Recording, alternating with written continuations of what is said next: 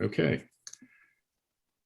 Good afternoon, and thank you for joining us for Critical Thinking Online 2021, Teaching Information Literacy and Quantitative Reasoning. I'm Alan Lyles, your moderator for our virtual conference.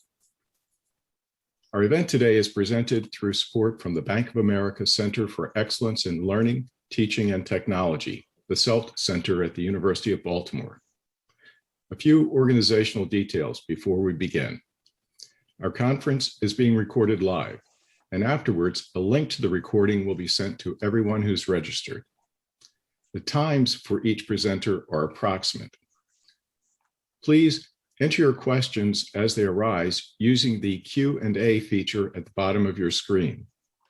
You'll notice to the right of that, there is a live CC transcript. There will be a closed caption version of the recording when it's made available. We will have time for one or two live questions following comments from our first speakers. They include the University of Baltimore's President, Kurt Schmoke, Dr. Nancy Shapiro, and Dr. Philip Roos. Dr. Nancy Shapiro is Associate Vice Chancellor for Education and Outreach in the Office of Academic Affairs at the University System of Maryland. She will provide context for our event today. Dr. Shapiro leads higher education policy initiatives at the University System of Maryland, from preschool through graduate school, P20, including outreach to K-12 schools for college readiness, college access, college completion, alignment between 2-year and 4-year colleges and universities, and alignment with projected workforce needs. Dr. Shapiro has developed and designed federally funded partnership projects between public schools and universities in areas of teacher preparation and training, STEM professional development, science, technology, engineering, and mathematics, computer science and cyber programs, and college and career readiness. She leads the USM Education Dean's Council and the USM Board of Regents Civic Education and Civic Engagement Initiative. She has encouraged and been an important contributor to today's conference. It builds from her previous work, including in 2019, the pre-COVID time, a one-day statewide convening for Maryland faculty and administrators on revisioning introductory statistics for a new generation. Following Dr. Shapiro, we will have our keynote from Dr. Philip Roos. Dr. Roos is Provost and Senior Vice President for Academic Affairs at the University of Maryland, Baltimore County. Dr. Roos has had a distinguished career in higher education, starting with his research in theoretical physics at distinguished universities and as Dean of the College of Natural and Mathematical Sciences. There, he provided leadership in creating the college's active science teaching and learning environment, CASTLE, which is focused on new pedagogical models for actively engaged student learning. He is a leader in encouraging and supporting research into innovative models that enable student success. Through the HHMI National Experiment in Undergraduate Science, Nexus, the National Science Foundation Innovation through Institutional Integration Award, and a planning grant from the Gates Foundation. Following our speakers, we will transition to our 4 panels. They will be presented in order, with time for 1 to 2 live questions following each panel. If your question is not answered live, we will do so after the event and share that with you. It is now my honor to introduce the President of the University of Baltimore and former Mayor of Baltimore City, Mr. Kurt Schmoke. Well, thank you very much, Alan, and thank you for your leadership in organizing this conference. I'm here to extend my greetings and welcome to the University of Baltimore's virtual conference, Taking Critical Thinking Online 2021. We have experienced what you've experienced. The pandemic required an immediate and complete shift from the mainly face-to-face courses to all online, some synchronous, some asynchronous. While subjects fit easily into these virtual arrangements, that is, some subjects do, Others required revision and/or innovative approaches to how we teach what we teach. These subjects are the focus of our conference panels today, combining information literacy and statistics, using open educational resources, lessons from a mathematics program director, and from classroom to YouTube lessons with creating content. We think the University of Baltimore is ideally situated to convene and to contribute to this discussion. Our students, our faculty, and staff have a deep commitment to educational excellence and are using these virtual modalities to achieve our shared goals. I hope you find our conference interesting and that it offers lessons for you as you confront the same challenges as we do. So now let me turn this back to our moderator, Alan Lyles, who will introduce our next speaker, Dr. Nancy Shapiro. Alan? Thank you, Kurt. We appreciate your leadership and particularly your support for the academic side of the enterprise. These are challenging times that require new capabilities for faculty as well as students. And I think that your support and the vision that we have at the University of Baltimore is reflected in our conference. And it taps into initiatives within the University System of Maryland. Dr. Shapiro, I would like to turn it over to you now so that you can shape the context, not just for the event that we're having today, but where that fits in terms of a stream of activities and what is needed in higher education today. Thank you so much, Dr. Lyles. And thank you, President Schmoke, for hosting, letting UB host this symposium, because I think this is really important. And greetings to the presenters and guests. Alan invited me to give some context, and I'd like to start with a very big picture. Did you know, according to Steve Levitt of Freakonomics, that 90% of all data in the world has been generated in the last 2 years? So think about that for a minute. And that the phone in your pocket is 1,000 times more powerful than the mainframes that NASA used in the 1970s. What are we doing to educate our students to make the career decisions, the medical decisions, the voting decisions that they're going to have to make in a world where data is exploding exponentially? When we in higher education talk about setting our goal as educating students to be critical thinkers, we're making a commitment to prepare our students for a changing future. And today, I'd like you to try to keep that lens in mind when you participate in the work that we're going to do in the panels this afternoon. Many of us here believe that educating students in mathematical thinking will help them navigate the complex decisions that are going to come their way. But if we're honest about it, is that the math that we're teaching? Quantitative literacy is a fundamental literacy, like reading and writing.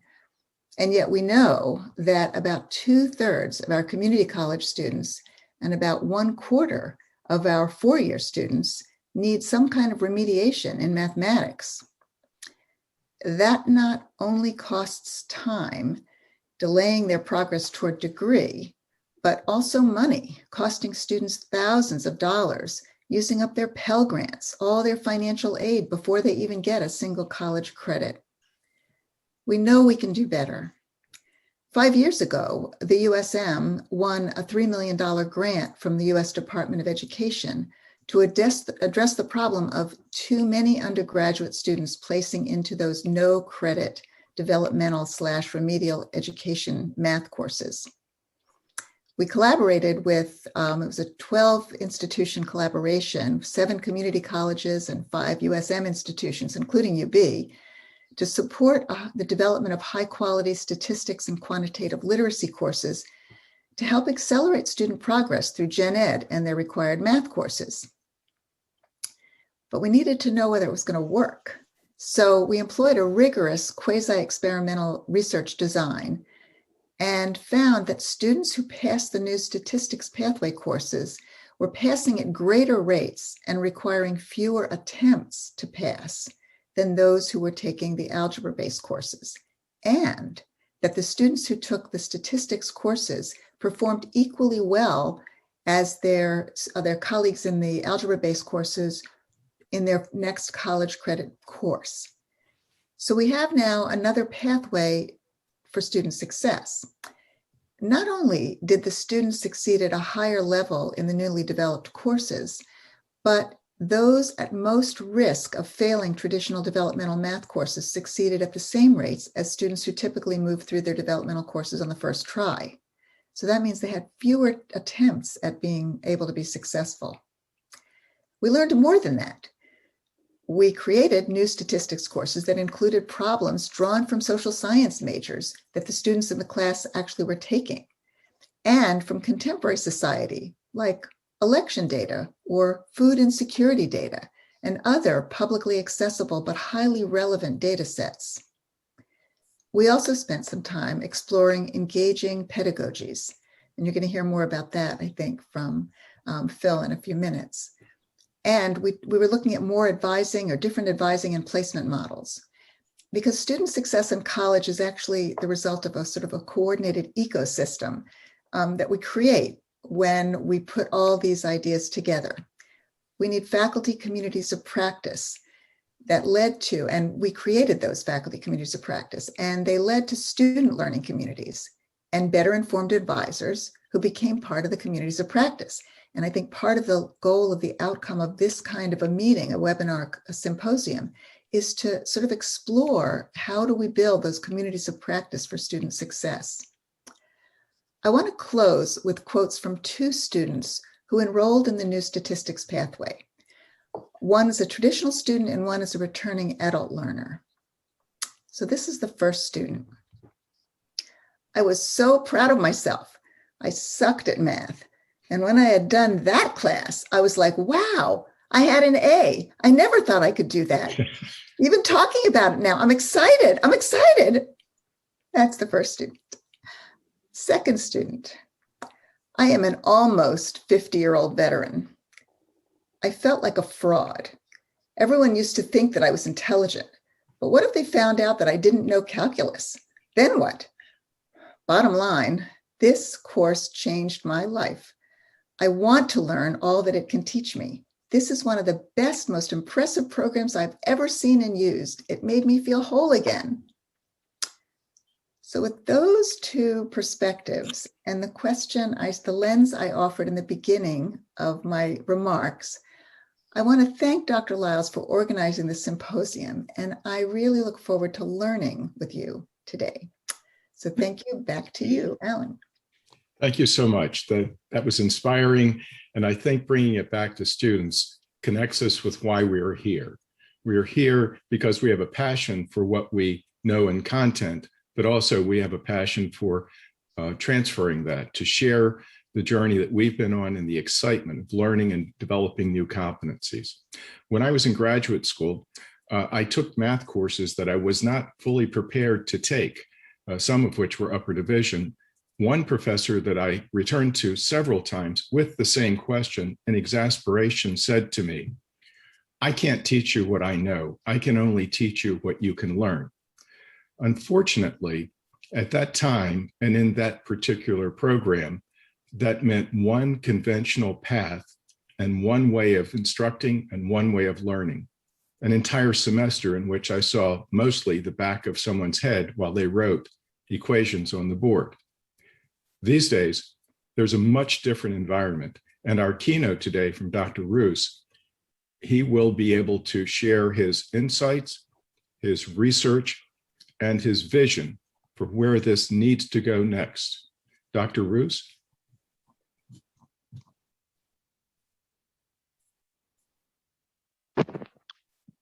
Dr. Roos, you are muted, by the way.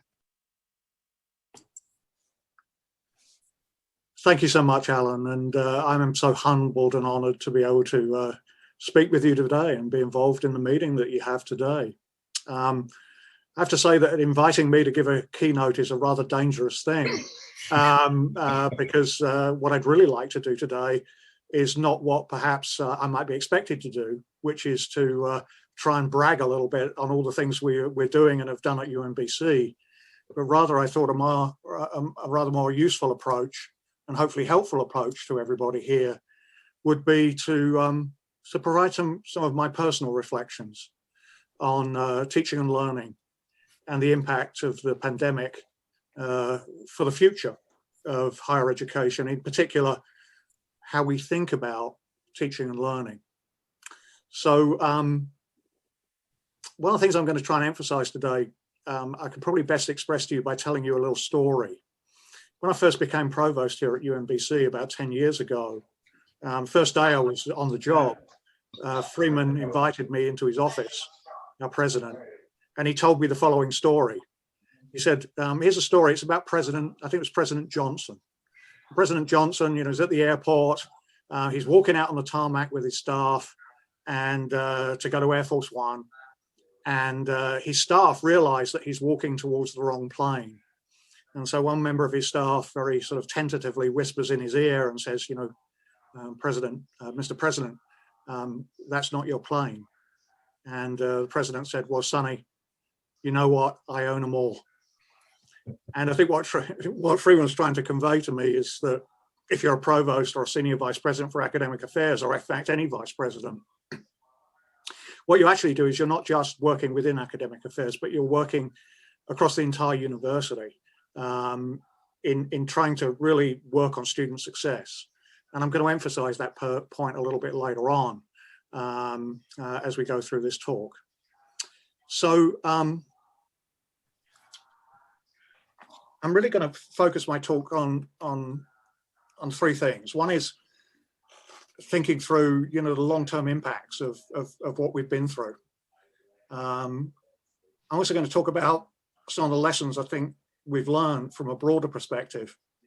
And in that regard, I'm going to talk a little bit about how I like to think about a university as a learning environment or a learning community.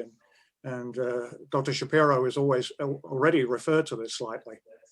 And then I'm going to try and frame some of the things that we're talking about today, literacy, quantitative reasoning, as examples of what you might call competencies, and how might we broadly think about teaching and learning in the context of competencies, which is related to some of the research work we've done on our campus.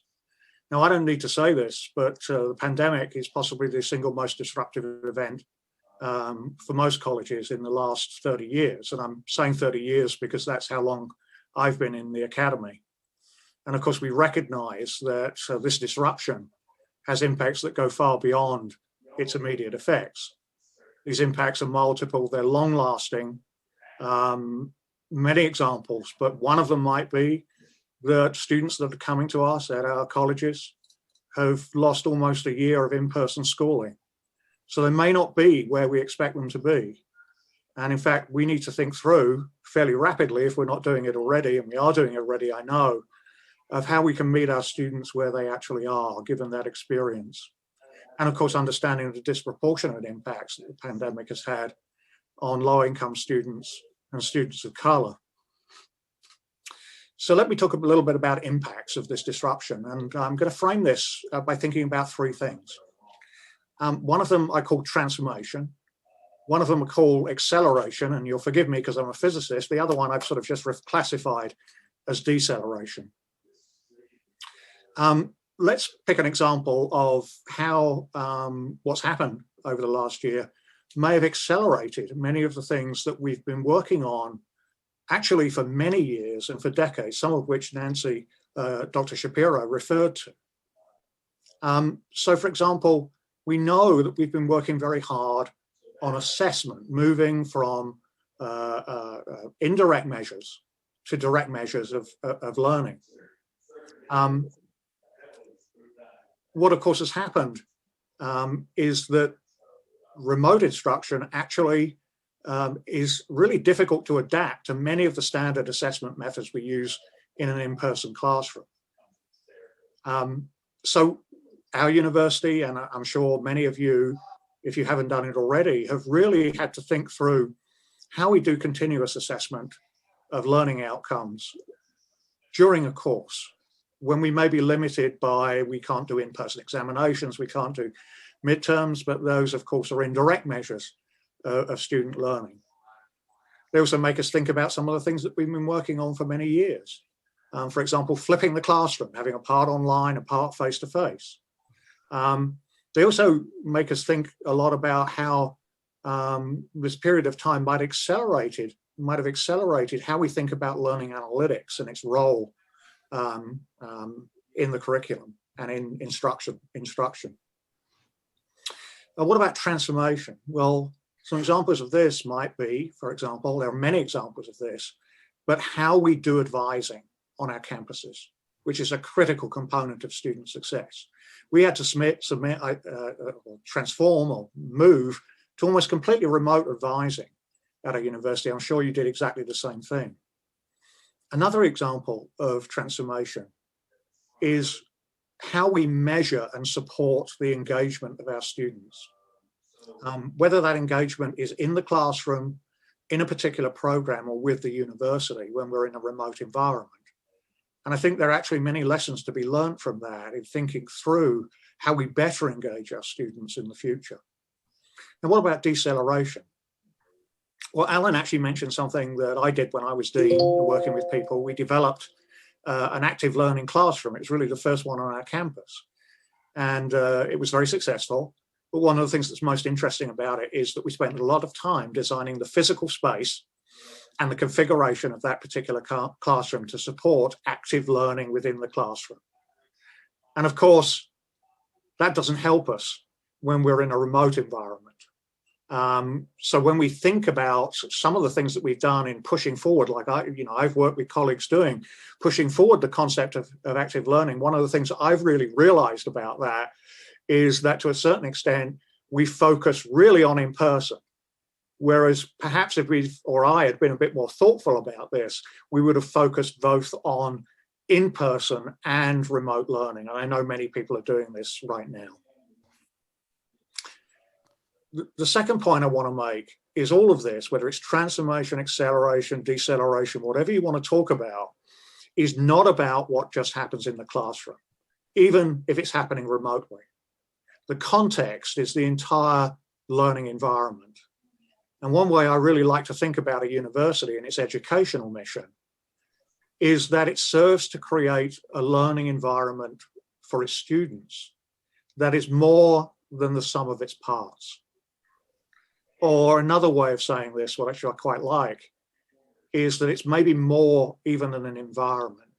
Maybe what it is we're really creating, and Dr. Shapiro referred to this, is a learning community or a community of scholars. Another thing we need to recognize is that this may somewhat change, or it's really important to think about the university and its research mission. And part of its research mission, as all the work that you're doing here, is the development of a better understanding of how we learn, how our students learn, and how we create these communities and supportive communities of learning. And that, of course, is also the foundation of an evidence-based approach to faculty development, both within the pandemic and afterwards, and I'll talk about those a little bit later. So let's move on to some lessons learned and some reflections on that.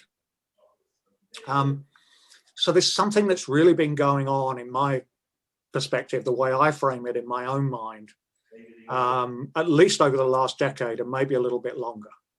And that is that I think we have shifted and are shifting towards what I call a learning perspective rather than a teaching perspective. Why has this happened? Well, it's all to do with student success. It's founded on a great deal of cognitive science, understanding the human process of learning. And by understanding this better, what we hope to do is to optimize the learning and success of our students and improve the assessment of learning. Again, this is not just about what goes on in a classroom, whether it's in person or remote. It's the entire environment. It's the learning community, it's the classroom, it's the external supports that go along with it. Traditional ones might be tutoring centers or office hours or discussion sections, but it's also how a university builds a sense of community engagement. And in our research, and this is well recognized, I think, but it goes all the way back to the original Meyerhoff program and looking at the different components of that program that were very successful. The way I look at this is, from a physicist's perspective, is that engagement, that sense of community, is essentially the ether of learning. In other words, it's the sort of previously invisible sort of fluid that runs through everything we do and everything that our students experience. That involves another trend that's happening that's been accelerated, I think, during this time of the pandemic, which is the gradual dissolution of the boundaries that occur, or the silos that occur within a college. So, for example, now the dissolution of boundaries between what we traditionally thought of was student affairs and academic affairs.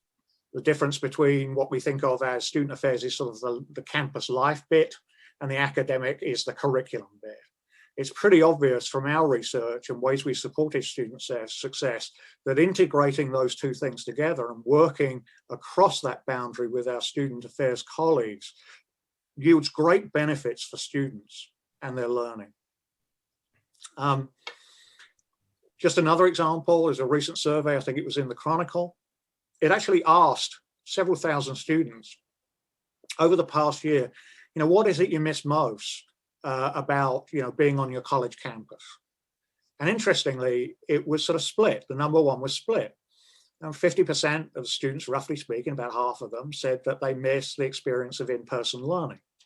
And 50% said what they really missed was all those activities that were on their campus. I'm not just talking about, going to the gym or going to a sports thing. They missed that real engagement with their faculty, face-to-face, with their peers, with their friends, that are all part of what we try and create on a campus university as an environment. So now let me talk about some of the things that we're talking about today more specifically, which is changes in pedagogy.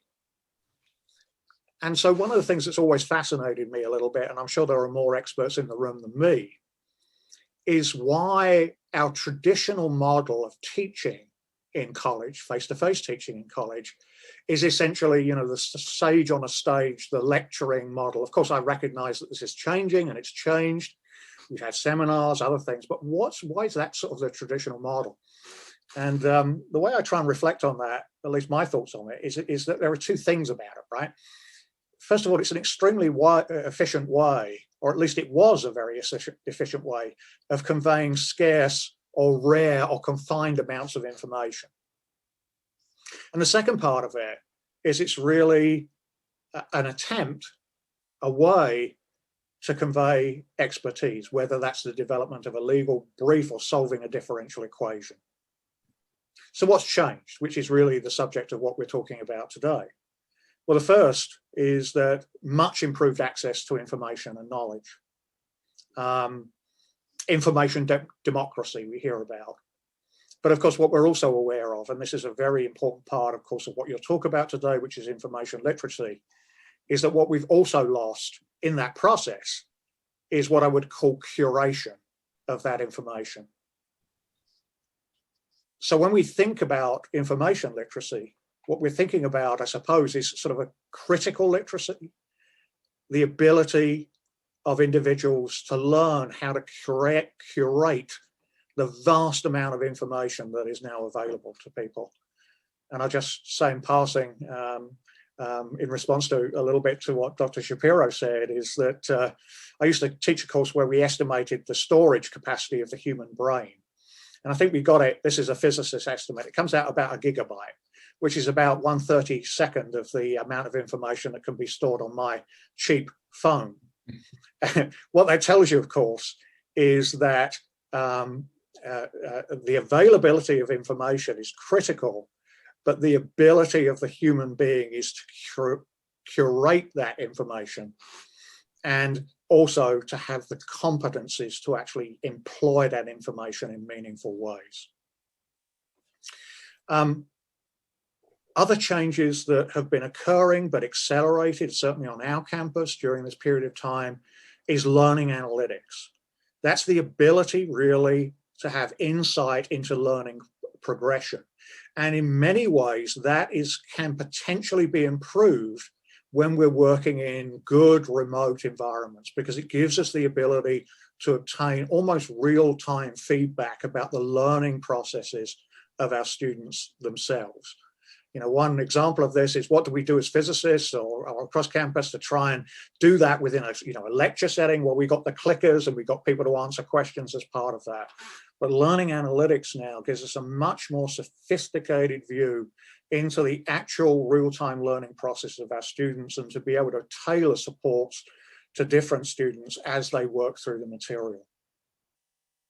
So the final thing I want to talk about is to go back to this concept that I've mentioned just a few moments ago, which is the idea of expertise and competency, which is central to the sort of discussions you're having today about information literacy, quantitative reasoning, and critical thinking.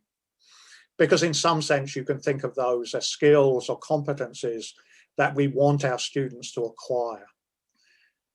Now, I think traditionally, when we talk about those types of things, or maybe this is only Provost, but what we immediately, our mind immediately jumps to this idea of, well, that's general education, right? That's our general education program.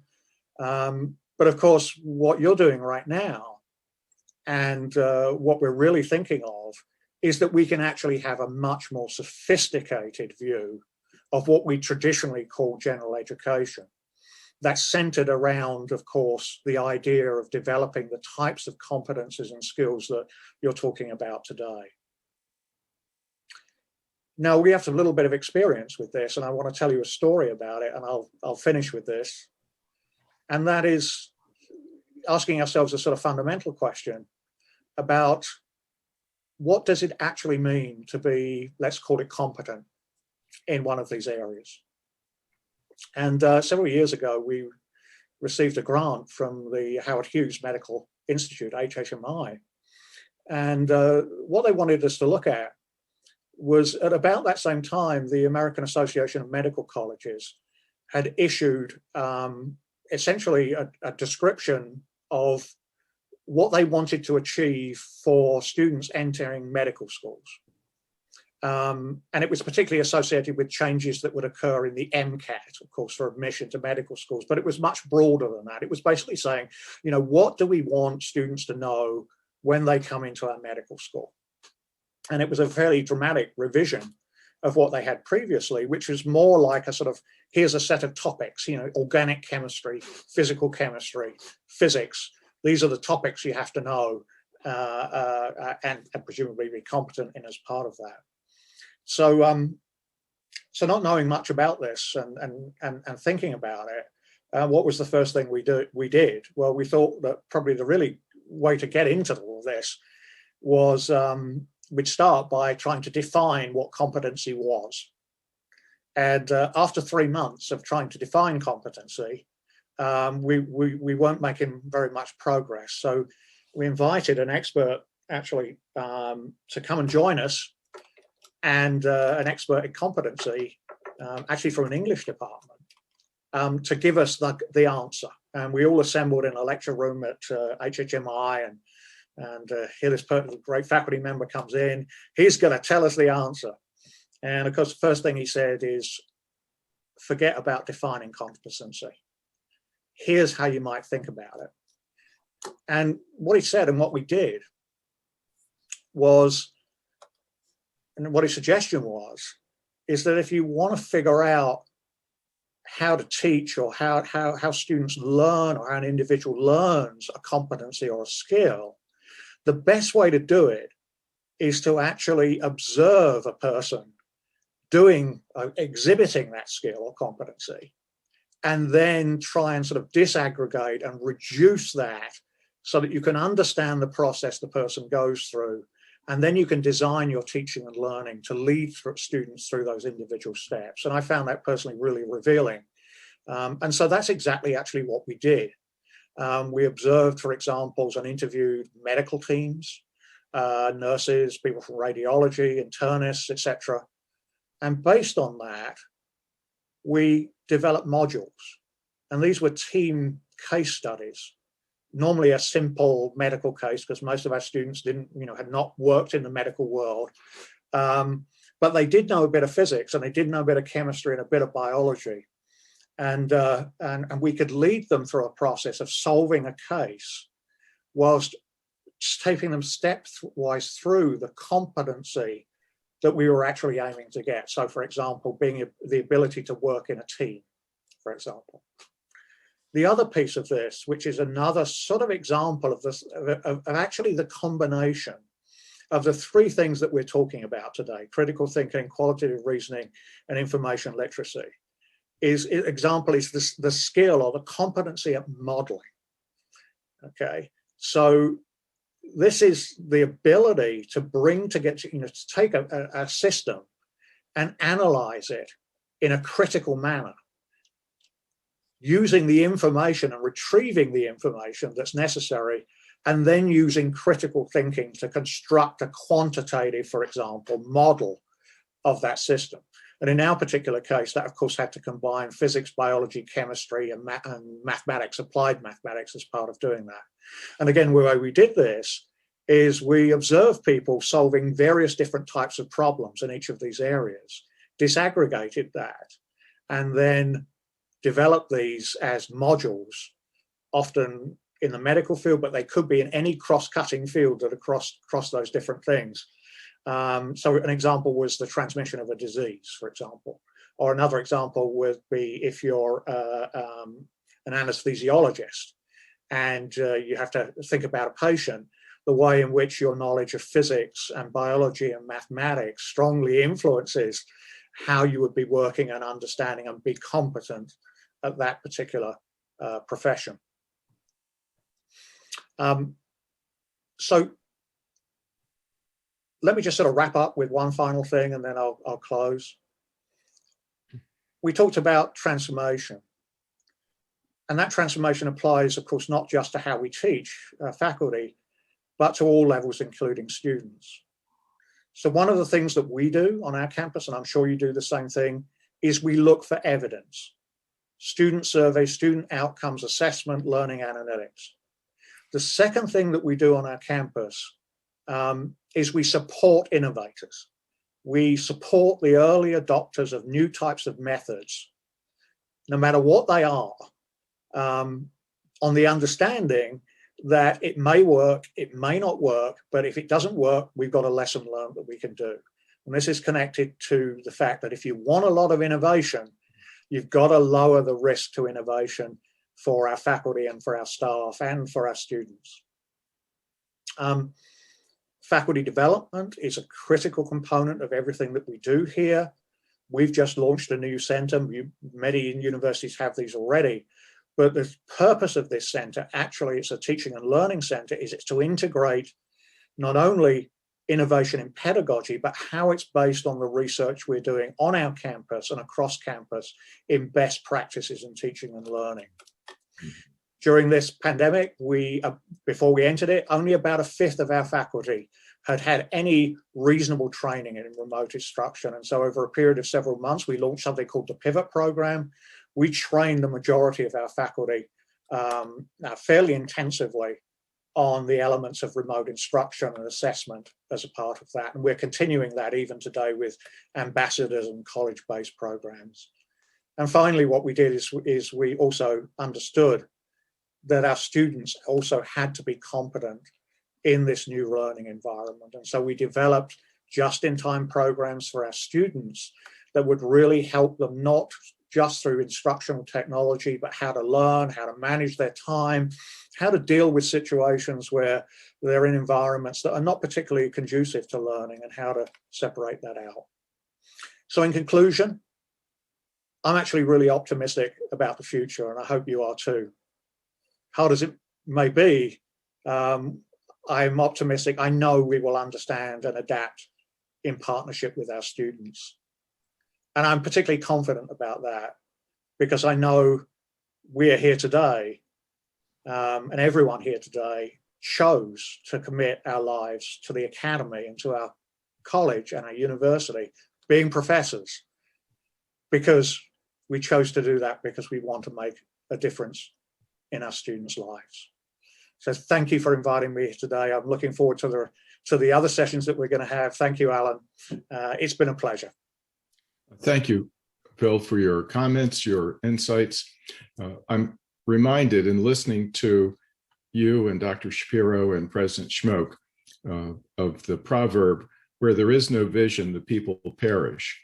And I'm delighted that the message this morning is one of inspiration and aspiration, that not only is it possible, that it is certain that we will overcome these challenges, but they will require risks. You mentioned silos. I said once in a meeting to President Schmoke that some of the places that I've been, they not only have silos, they have moats and alligators. It's quite a lot to remove those boundaries. When I was in graduate school, one of my biostatistics professors, first one, we had a Cal College agricultural book. And I said, what does this have to do with biostatistics? I'm a pharmacist, this is public health. And the answer was, you'll figure it out. Well, I think the responsibility has come full circle. It's up to us as faculty and as leaders to follow the inspiration and the path that you and Dr. Shapiro and Kurt are indicating. So I want to ask you, for events like today, where we have pockets of individuals who are doing work, and we're reporting that in this venue, we have the support and the encouragement of the Bank of America Center for Excellence in Learning and Teaching Technology. How do we leverage in the best way the next steps so that there could be some kind of sharing on the level of what Dr. Shapiro had done with her Stats 2020 in-person all-day event, where those serendipitous associations that you mentioned when we were having face-to-face and in-person discussions occurred? Because we're taking advantage of the dissolution of physical barriers through this venue. But what I wonder is, how do we go beyond that so that we can take the information from each of our panels and go forward in a way that will be useful and productive? For example, one of our presenters, panel number 3, Dr. Haitham Al-Khatib, he has recently published specifically on redesigning developmental mathematics education, the implementation and outcomes. I think this is commendable. I think it's something that we can all relate to, and we should aspire to continue with peer-reviewed publications such as this. What would you recommend? What would you, Dr. Shapiro, recommend? And Kurt, how do you see the transformations that are occurring in disciplines with university and being part of a system? How do we leverage that relationship? Because it seems like there's a lot of latent value there. So thank you for the question, Alan. A number of years ago, maybe, I don't know, 7, 8 years ago, the National Science Foundation actually funded me to do a study called Change and Sustainability in Higher Education, the acronym of which is CACHE, Change and Sustainability in Higher Education.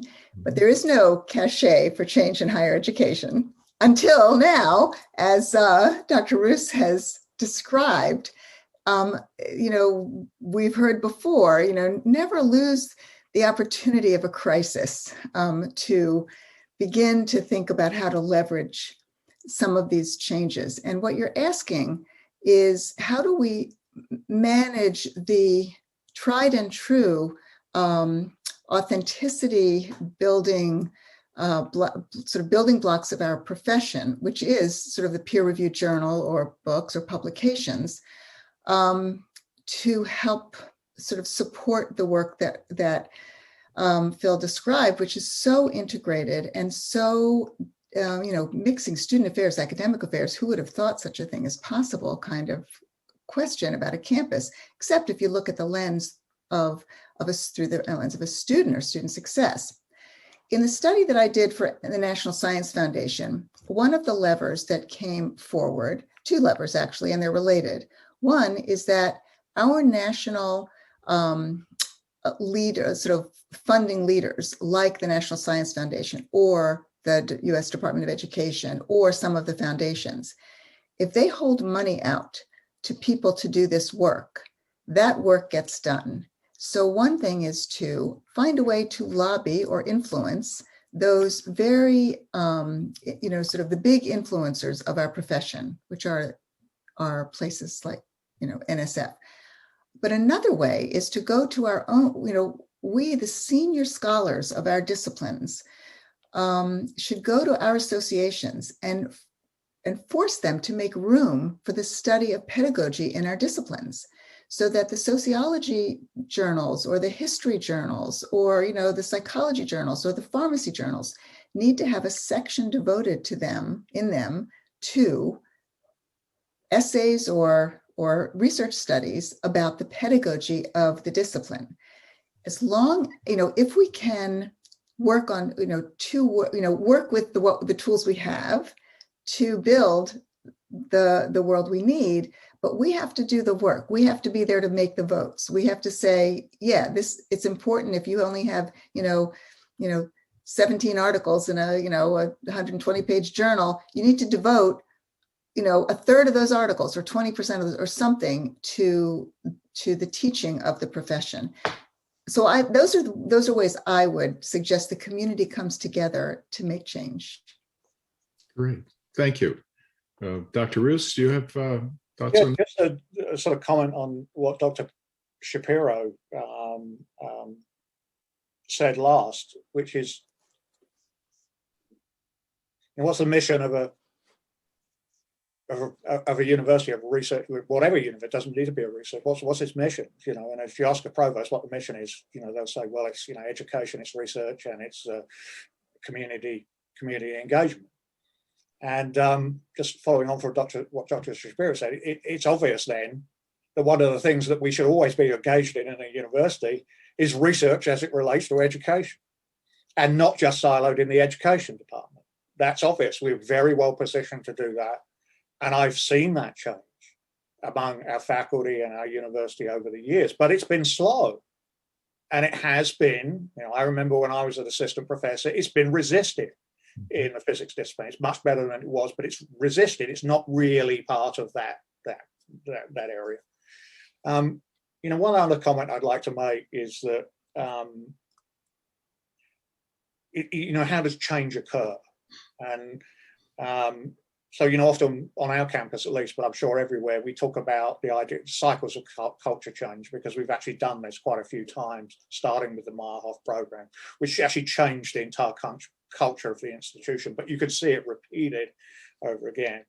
And I have to say to you, culture change is two rather overused words. And I was at a conference recently, and somebody on the stage mentioned the word culture change, as somebody walked past me and said, if I hear those two words again, I'm going to scream. But it's critically important, whether we're talking about our own institution or society in general or whatever. And how do I think it sort of works? Just from observation, I think the key points are. The key point is that you've got a culture which is established on a set of norms. For example, a norm for teaching might be lecturing, for example. That's a norm. So how do you change that norm into something that's different? In other words, for example, active learning or much more engagement. How does that actually work in practice? And I think it goes back a little bit to what I was saying. First of all, it's two things. First of all, the argument has to be made by leadership, by faculty, colleagues, whatever, of why we should do this for student success. The second piece is we have to support the innovators. Those people are willing to take the risk and do the work to experiment and work. And as I said to you before, it's really important for institutions. Not everyone, particularly junior faculty, quite risk averse. So you've got to lower the risk on your campus for people to innovate in teaching and learning. You have the evidence that's generated from that, and then you share the evidence. And now you go around the loop again, okay? And at some point in that cycle, the norm changes. The norm changes from lecturing to active learning.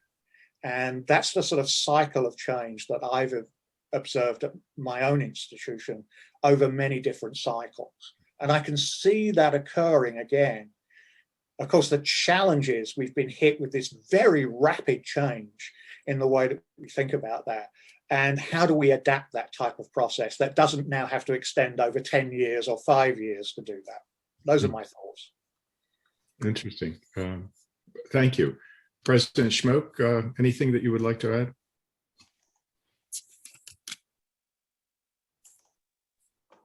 Well, I can only say, Alan, that the chancellor is always talking about this this concept of systemness, and I believe that it definitely would apply to the issues that have been discussed today. That we can learn a great deal from one another, and so conferences like this should be encouraged. And more collaboration on these issues is absolutely necessary. I was thinking a little bit earlier, you know, in my old life, a politician once said that in politics, there's no final victories. I think the same can be said in higher education, and definitely on this particular matter. So this creativity, collaboration, and thinking as a system, I think will lead to great benefits for students, faculty, as scholars in the field. thank you. And if I could ask a last question before we transition to our panel. I've just gone through a post-tenure review. It's 5 years.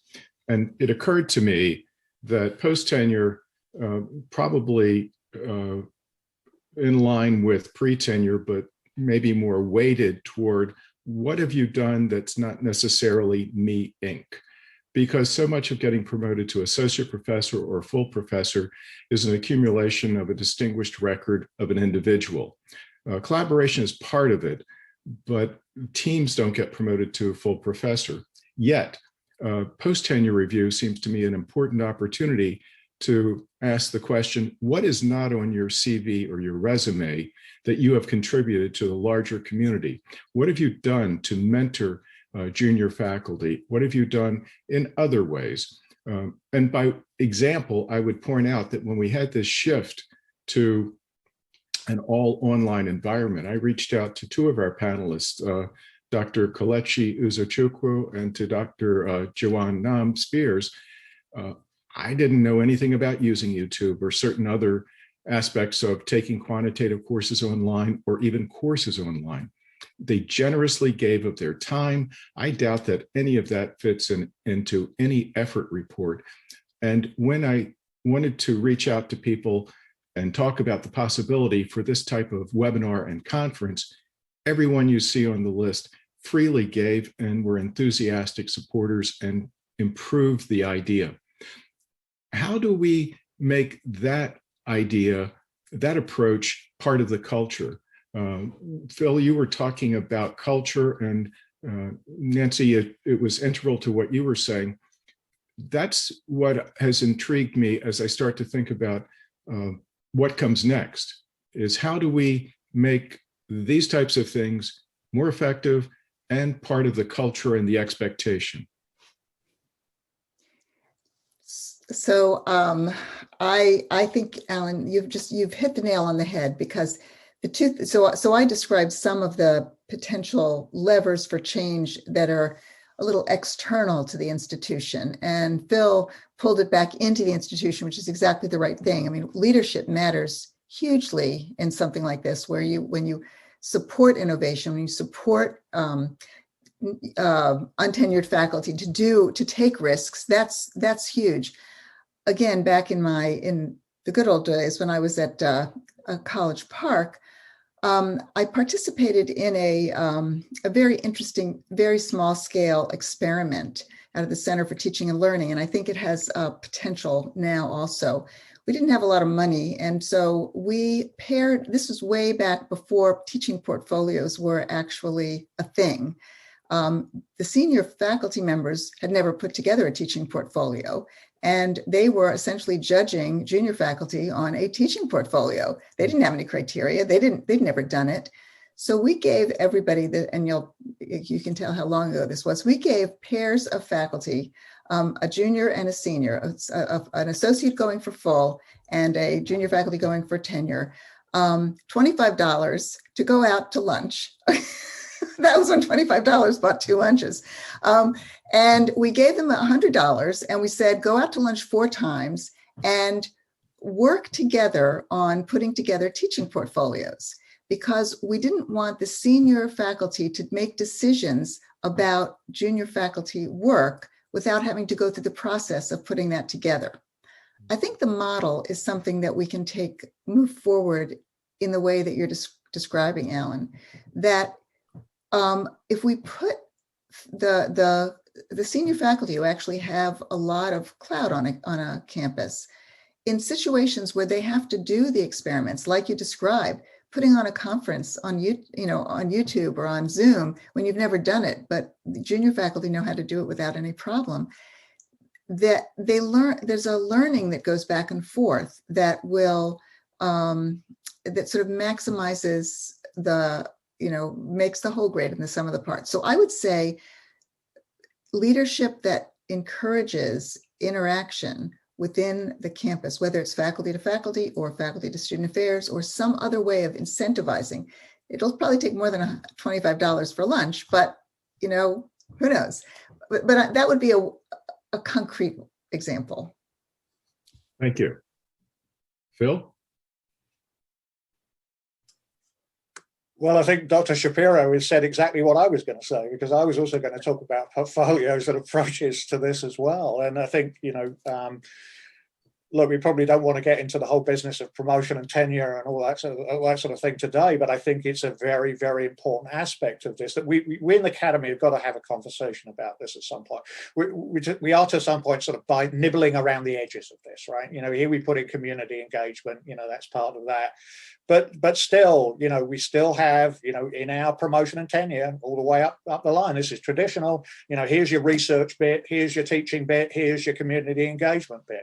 And what we know is that many of the things that we're talking about today, the types of change we want to have, actually integrate those 2 things together. And yet, in everything, most of the things we do in looking at faculty work or, promotion and tenure, we try and silo those into different bits.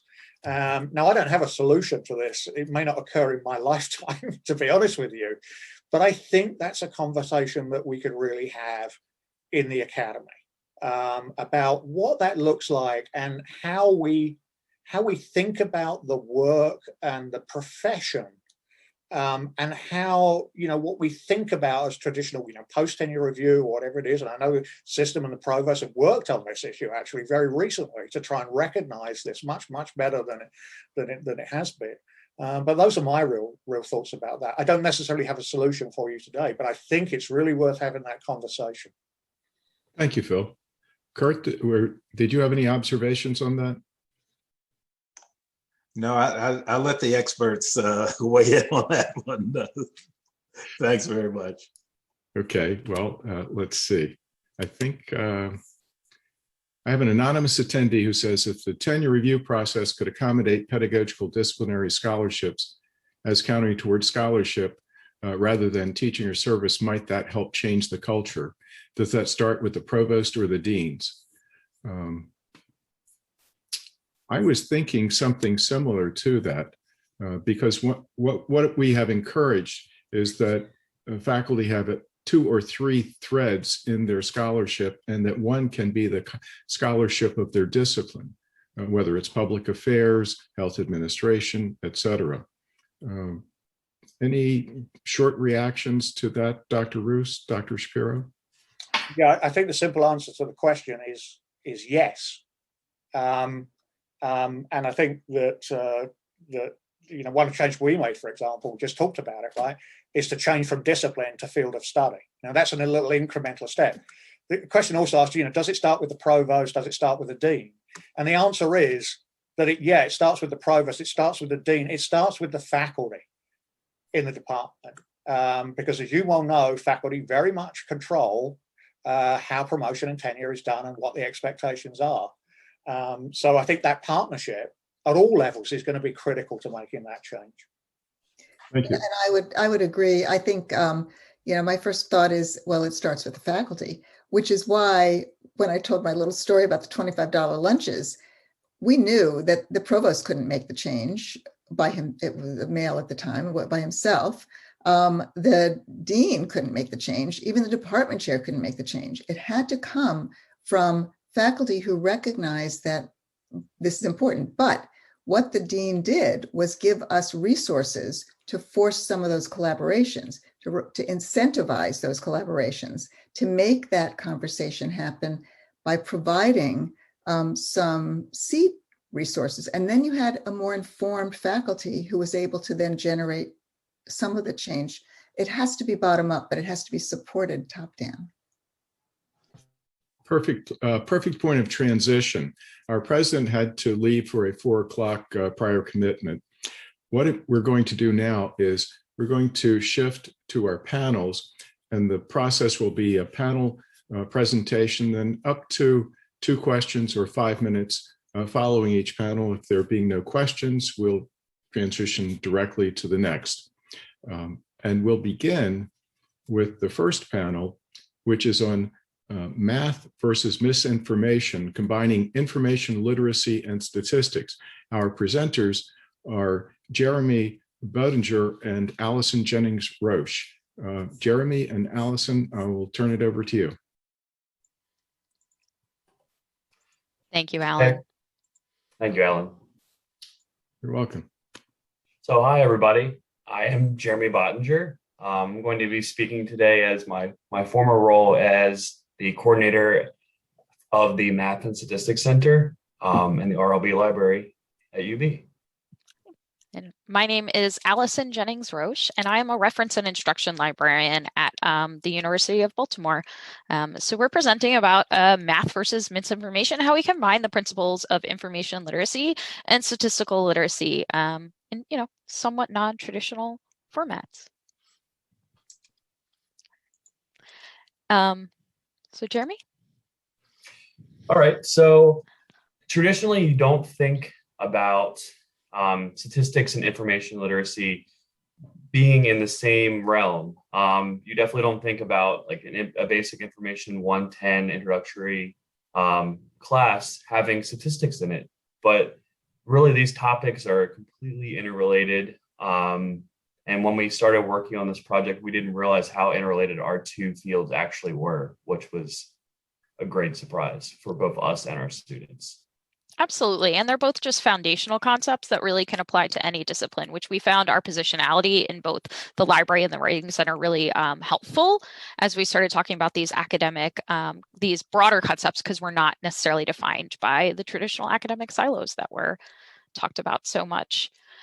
So to start off our kind of collaboration, our overall work together, what we did, I actually started at the University of Baltimore in January 2020. So I met Jeremy, he worked in the building running the math center, and we kind of got sent home, quickly. And as a new library faculty member, I was, a little bit stressed out looking for ways to really contribute to the community, right? And we had talked about the current onslaught of data and charts and graphs and all of this media that we were all being, it was taking over our lives in the early days of the pandemic. So I approached Jeremy. I had read this book, Critical Statistics Behind the Headlines, and I thought it was just so interesting to see how those concepts were being combined. And so I approached him with this kind of crazy idea. What would you think about doing a vlog, a video log series on talking about this, right? Taking these pieces apart from our perspectives as an information literacy expert and a statistical expert. And Jeremy, what did you think about that, start of our partnership and our project? I was excited to bring math into like a fun realm, math and statistics, because most students don't think of it as something that they can use, or it's just a requirement that they have. So being able to provide a useful outside of the classroom way to view statistics, I jumped at the opportunity, and it was a really fun project where we were able to just have conversations about what we were seeing in the news. Even today, we're still seeing data and numbers and statistics on a weekly basis about the pandemic, but even more so back in March, April, and May when we were really working on this vlog series and making new episodes regularly. There was so much information coming out, and this was a fun, collaborative way to make sense of it all to the UB community. Yeah, and so we were really excited. Our vlog was well received. You never know how far these things go. I mean, I hope many, many people watched it. But leadership really encouraged us to kind of think about how we're going to integrate these principles into, a more formalized curricular manner, as opposed to just this vlog, which we feel like was very helpful from our role kind of in academic support. And at that time, right, we got really lucky that we got notified that there was this, call for proposals for this USM First in the World Civic Education Collaborative Grant Fund that really gave us the opportunity to integrate that work into the curriculum. I know, Jeremy, you were really familiar with the First in the World program.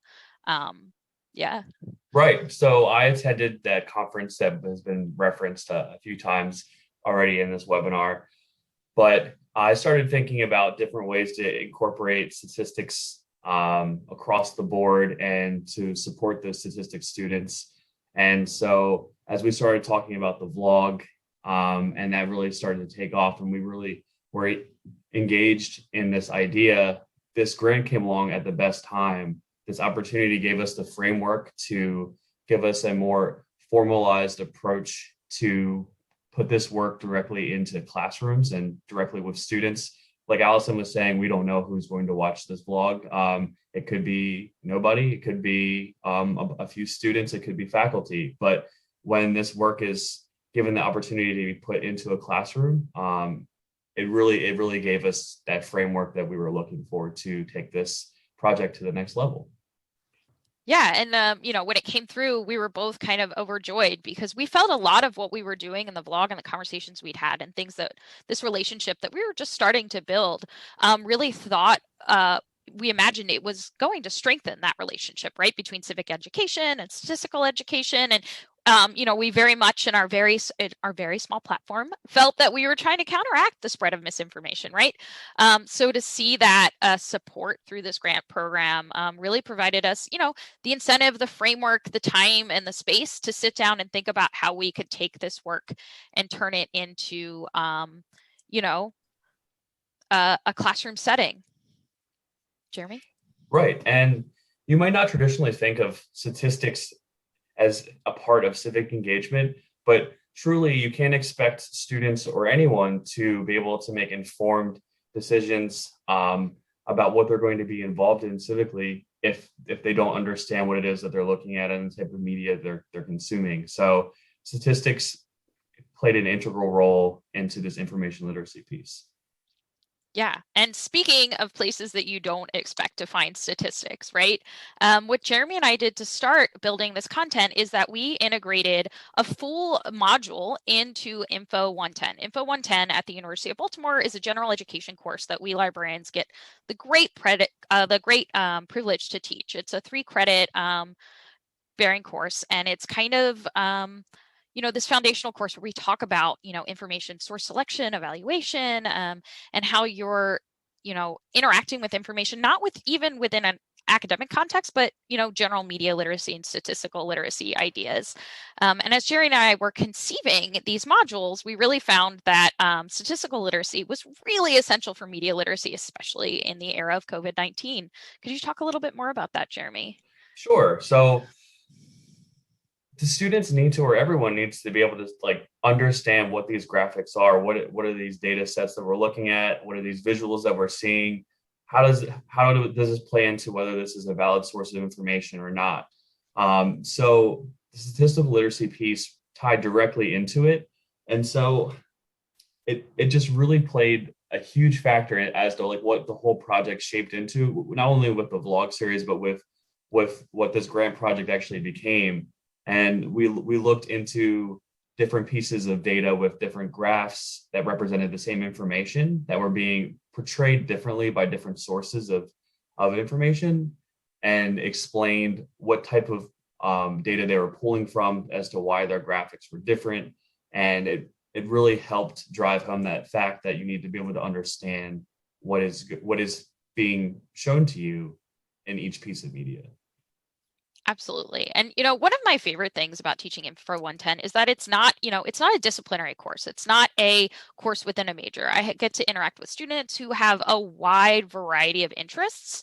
And in that context, it's really important to me, especially from a critical digital pedagogy piece, to have students apply the skills that we're talking about in the class to all of the topics that we're covering, and to their own interests. So a big fun part of this piece and the way we conceive these modules is that we had the students take the principles that Jeremy was helping us teach and learn through both reading and video and apply it to their own research, right? So I had students researching everything from environmental sustainability solutions for the Chesapeake Bay to marketing plans to opening a new chain of nail salons, right? And in the asynchronous environment, they're all sharing their work as they go. So each student can see how the other student is taking and applying the questions and the concerns, and really interpreting these charts and graphs to these entirely different sources of information, right? And I feel like it was only an asset that we were able to have students see that in real time in this asynchronous online classroom, how these principles apply no matter what kind of, media or data that you're interacting with. It really truly enriched the asynchronous environment inside Allison's course, where these students not only got to hear from an outside source, which was me, about like how to view these data points, but then they could see each other working on their graphs, like which was how we had them represent the data. They had options. We walked them through how to create different visualizations, which were line graphs, bar graphs, or scatter plots. And they were asked to think about which best represented what they were working on. And they had to work through different examples in order to get to that last step, but they could see what each other was doing. And I've never thought of statistics being involved in a nail salon. So it was really cool to see the different avenues that the students took this project and what they actually wound up using it for. Mm-hmm. And so a huge part of this, and part of the reason I feel like it was so successful, right, and we've gotten positive student feedback, was that not only did we have students take existing data visualizations, right, finding their charts and graphs based on their disciplinary topics, we also had them kind of get their hands dirty and do a hands-on data visualization activity that Jeremy was able to really customize for this classroom. I think Jeremy called it low stakes, right? A really low stakes way to interact with statistics, data visualizations, and all of those things in a way that you're not going to expect it. And I'll be honest, immediately I was like, oh, is this a little bit too much to ask of my students in an Info 110 classroom? But I feel like it was super successful to have them start applying these principles, not just interpreting, right, but doing some of the work themselves, to see what kind of rhetorical choices people are making when they choose to visually represent data, because it influences the information. And Jeremy, could you talk us through how you helped us create that activity? Sure. And when we say low stakes, it's because this isn't an intimidating math or statistics class that they're required to take. They may not even have thought that they were going to do any kind of math or statistics work when they signed up for Info 110. But this was, a 2-week part of this course. So what we did was we went through different data visualizations and explained what to look for, how to analyze, touching the key pieces of basic statistical analysis, going over correlation, and how it's correlation is not causation, which is a point every statistics class should be driving home, any entry-level statistics class. But going through and showing them things that they can be looking for when they're evaluating statistical data. So that was the first piece that we did to set the groundwork. And then the next thing we did was we had a data set that we picked out ahead of time for the students, that we had them go through and run a series of data visualizations. So creating different graphs, scatter plot, the line graph, and the bar chart, to see what it did with the data set that was already, we knew worked. We had already run through all of the series of things that we could do with it. And then we had them go through and run their own data to make their own visualizations, so they could see how the whole process works. Yeah, and it was a little bit scary to innovate, right? Especially as a new faculty member. But I feel like, especially with Jeremy's support and the support of this grant, I felt supported in deciding to do something a little bit outside the norm in the course, and it's been really successful. So some of our takeaways from this, right? From my perspective, right, the biggest, most important part of this was the idea of demystifying data, right? We have this big concept of data as, especially those of us outside of the quantitative realm. I know I won't speak to the statistics professors, right? But as being infallible and not marred by human perceptions. And, if it's represented visually in a graph, then it must be true. And we should take that seriously because the data tells us, right? That's kind of these messages we're getting from media. But in having them both analyze data and do their own data visualization, I feel like it really drives home the idea that data and visual representations of data is a rhetorical choice, and that they're choosing to convey informations in different ways with whatever representation we find in any media source, social media source, or whatever that is. Right. And I mean, math fear and math anxiety is a very real thing that we see in students from varying levels of experience. Students are often told they're not good at math or don't view themselves being good at math or statistics. They often view math and statistics as being the same thing.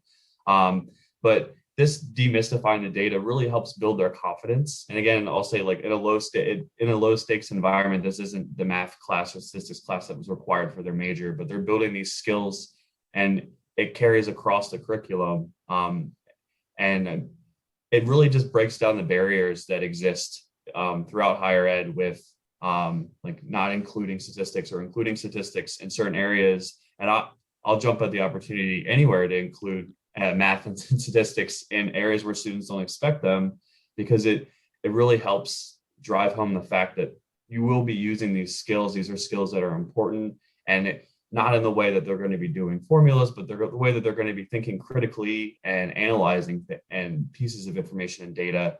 So this project really helped drive home the fact that statistics isn't just for your statistics class or your whatever your quantitative class is, but it really can be incorporated throughout the curriculum for any program.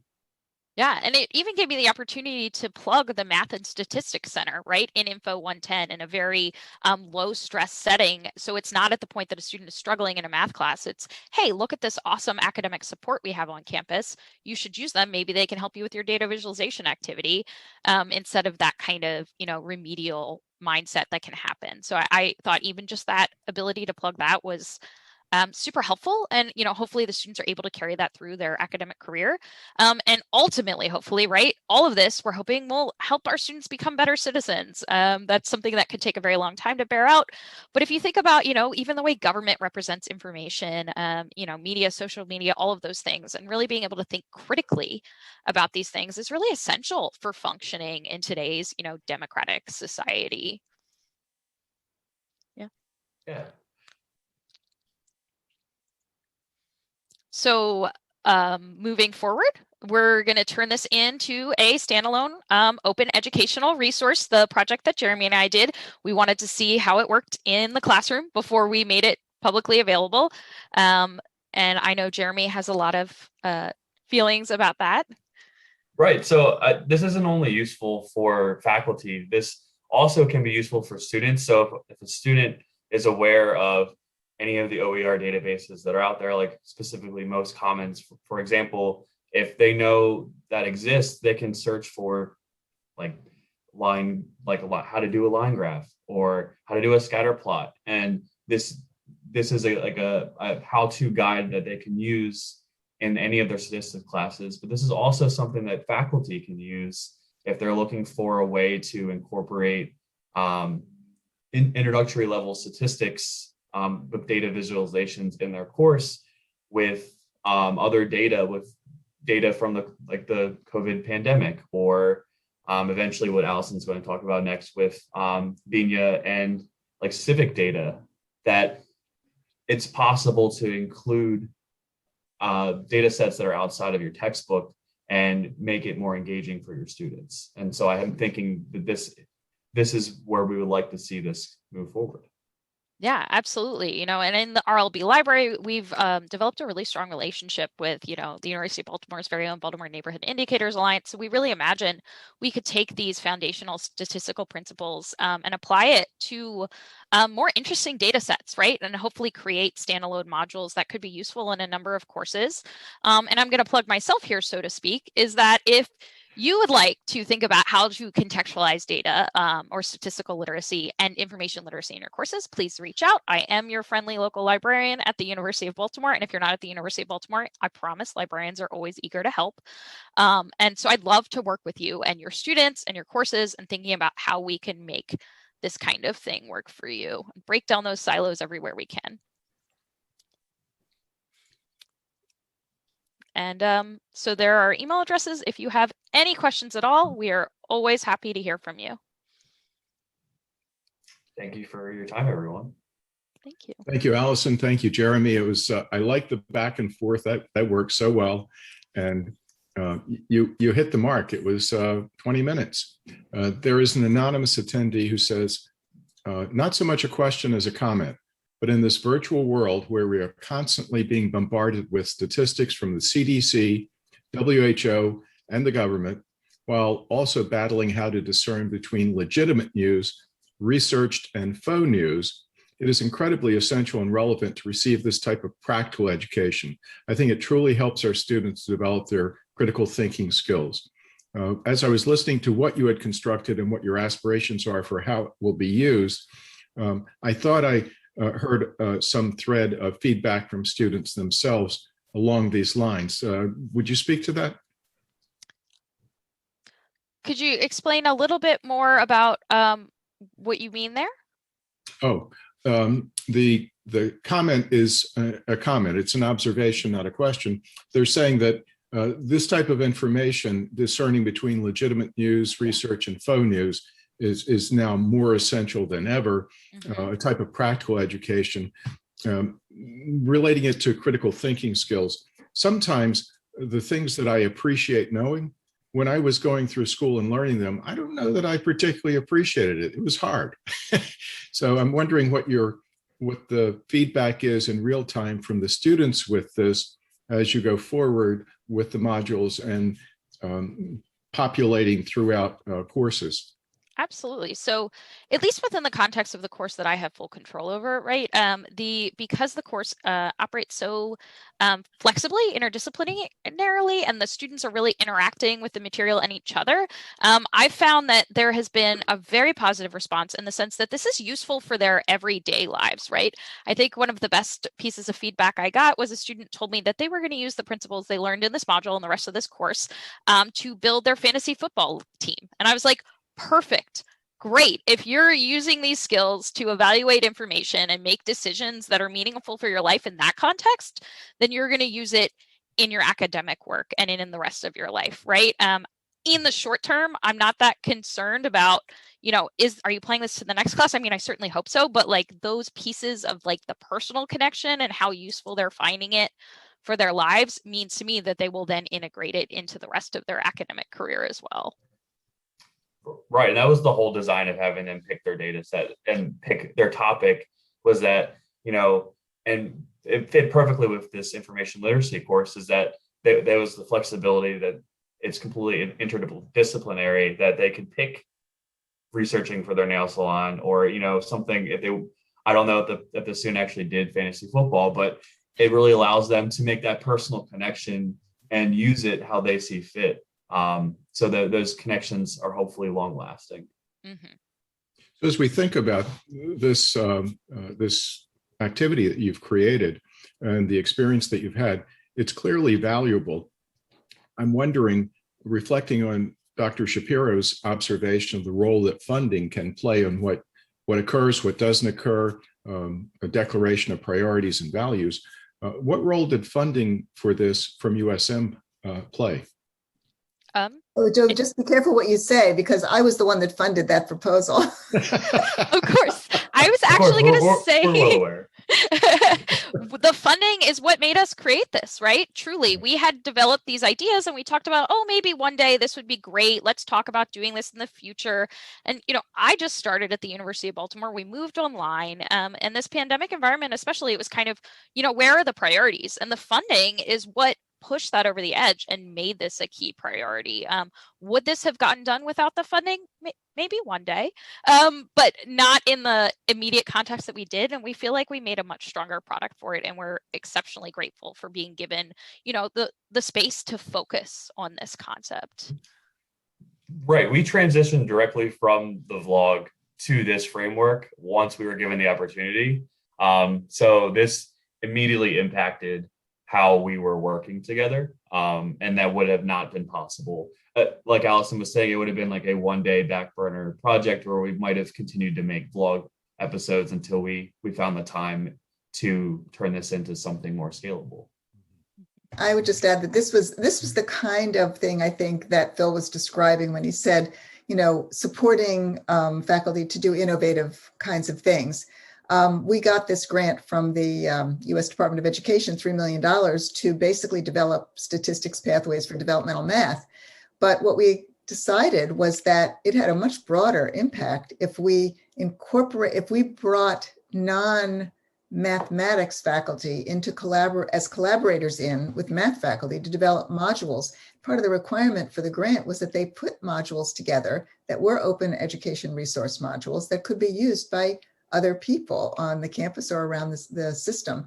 So it is really gratifying to know that it worked, and that this kind of seed money, it was not a lot of money, let me tell you, but it was enough to sort of bring people together. Wonderful. Phil, did you have any observations on that?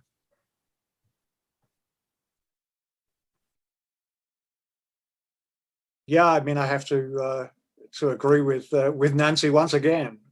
And I felt, again, there was this sort of reference to risk involved in innovation and the idea of lowering that risk, most especially actually for assistant professors who in doing that. Sometimes the way I describe this to my campus community is the following way, and I talk about it this way just to try and convey this message, at least from where my office is coming from, and that is that, if you've got a really great idea, maybe it involves some innovation in teaching and learning, and you come to the provost's office and talk to me about it and say, you've got this great idea, and, could we have a little bit of support, to do this? And I say, yes. What the person has to know is that if it maybe doesn't quite work out the way you expected, that the provost's not going to come and knock on your office door and say, give me that money back. People have to know that, and that not only encourages the innovation, of course, but it encourages all of us to say that not everything works, but that's a lesson learned, and we can learn from that. That's how we do innovation, failure part of innovation, etc. So that's just my little remark about that I sometimes share with my campus colleagues. Thank you very much. One of the outcomes or one of the externalities of this type of event is that I'm hopeful that people will get to know one another, and that can create some nexus where it sparks an idea that finds a possible funding source that achieves this initial work that then who knows how it flowers and grows after that. What I would like to do at this point is I'm going to modify the flow of our panels because of the realities of instruction. One of our presenters has a class that starts before the fourth panel will end. So we've moved the fourth panel up to the second panel.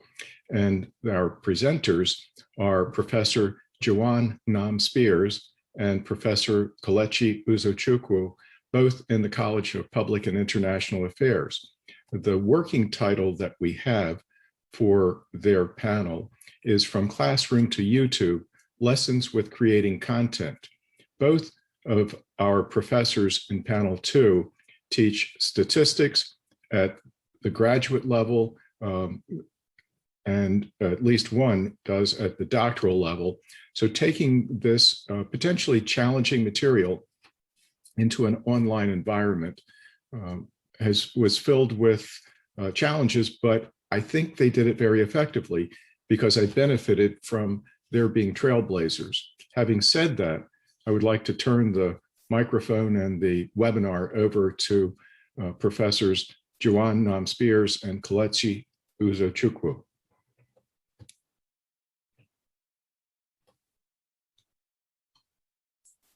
You need to unmute now, Juwan. And thanks for the welcome, Alan. You're welcome. Good afternoon. Thank you for coming to our panel presentation. Can you hear me well? Yes. Okay. I'm Jiwon Nam-Spears, and my co-presenter is Dr. Kelechi Uzochukwu. We are thrilled to share how we can better plan for online educational service on quantitative reasoning. Our panel topic consists of two parts. One is technical pedagogical content knowledge focused on student engagement, which I cover. And the second part is some useful tips and experience that Dr. Kelechi Uzochukwu has had focused on YouTube material development. Please feel free to put your questions on the chat box on the bottom of your screen while our presentation is ongoing. We'll answer the questions at the end of the presentation.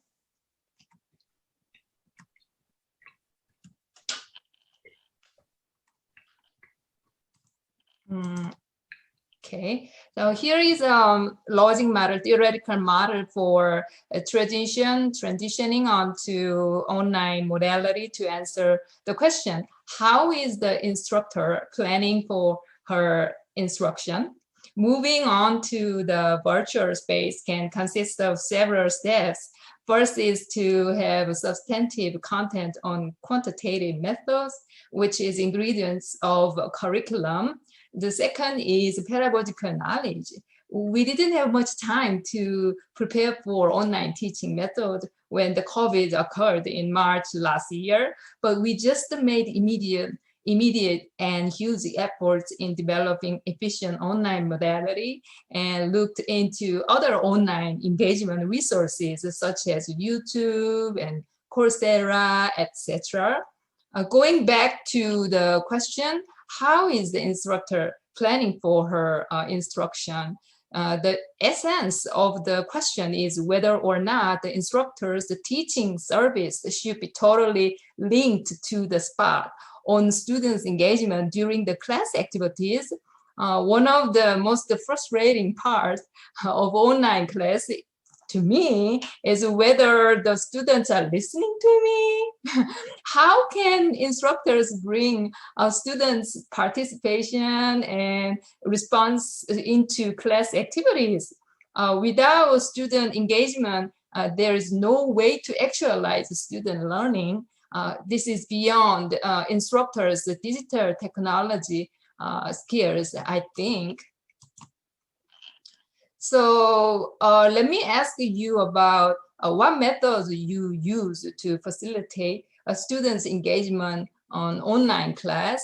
In order for you to participate in this activity, I mean, you wouldn't be able to join this activity right now because this is a webinar, not a regular Zoom, but in your actual synchronous class, you can use this function so that students participate in class activities like this way. So you see this tab, the annotate. Once you click the annotate, you will see stamp here, and you will see this snapshot on the regular Zoom, but not in the webinar. So you can use it this way. So click the anecdote here, and then stamp, and you can choose whatever you want, and you can let them do it, and like this way. So, you know, you can provide this kind of student engagement opportunity to them. And also you make sure once you finish this purpose of, activity, make sure click the clear button or drawings, and then close the red button. Otherwise, this mark keep following you until you finish, slides. Okay. So Okay, so your cursor around there, you will see this taskbar. So it's kind of sometimes hard to find out the taskbar. Okay. Okay, so students' learning styles are all different. So for example, there are visual learners, auditory learners, and kinesthetic learners. It is always good to make different modalities of the same contents because students can have different preferences on the types of materials.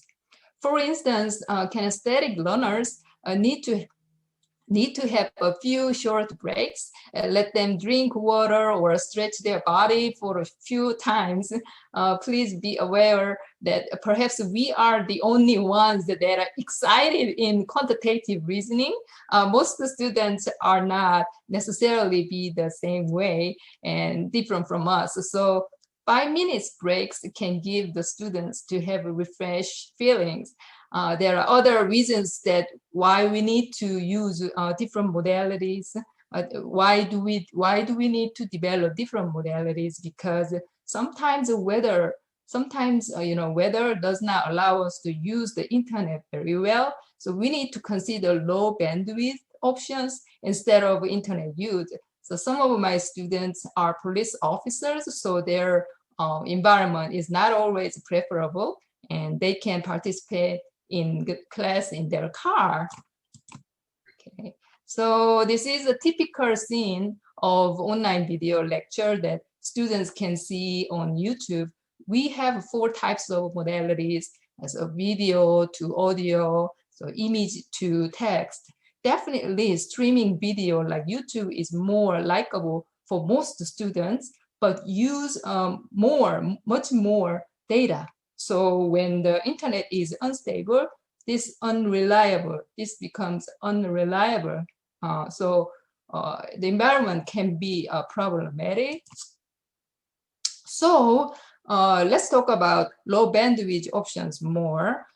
We wanted to know how to step down our resources. For example, for the students who are not guaranteed to have a stable internet, or for audio learners, or even for the students who are easily distracted by YouTube videos, they just forget that they are doing study once they, exposed to YouTube. So the PowerPoint slide, sometimes it can be more useful for that kind of learners. So you see these little icons on the PowerPoint. So record the slideshow tab. Use this function, and so students don't even have to have the internet all the time.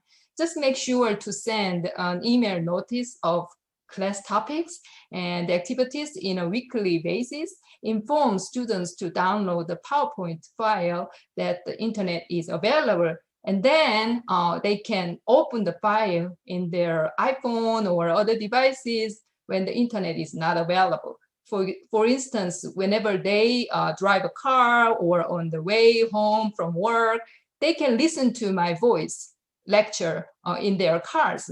So let me show them how to do it. So you press this button, speaker button, then record testing 1, 2, 3. Okay, so you can set up the default, the speaker in the first page, and then going through the entire slide. Then maybe they can complete 1 session of the lecture on the way home.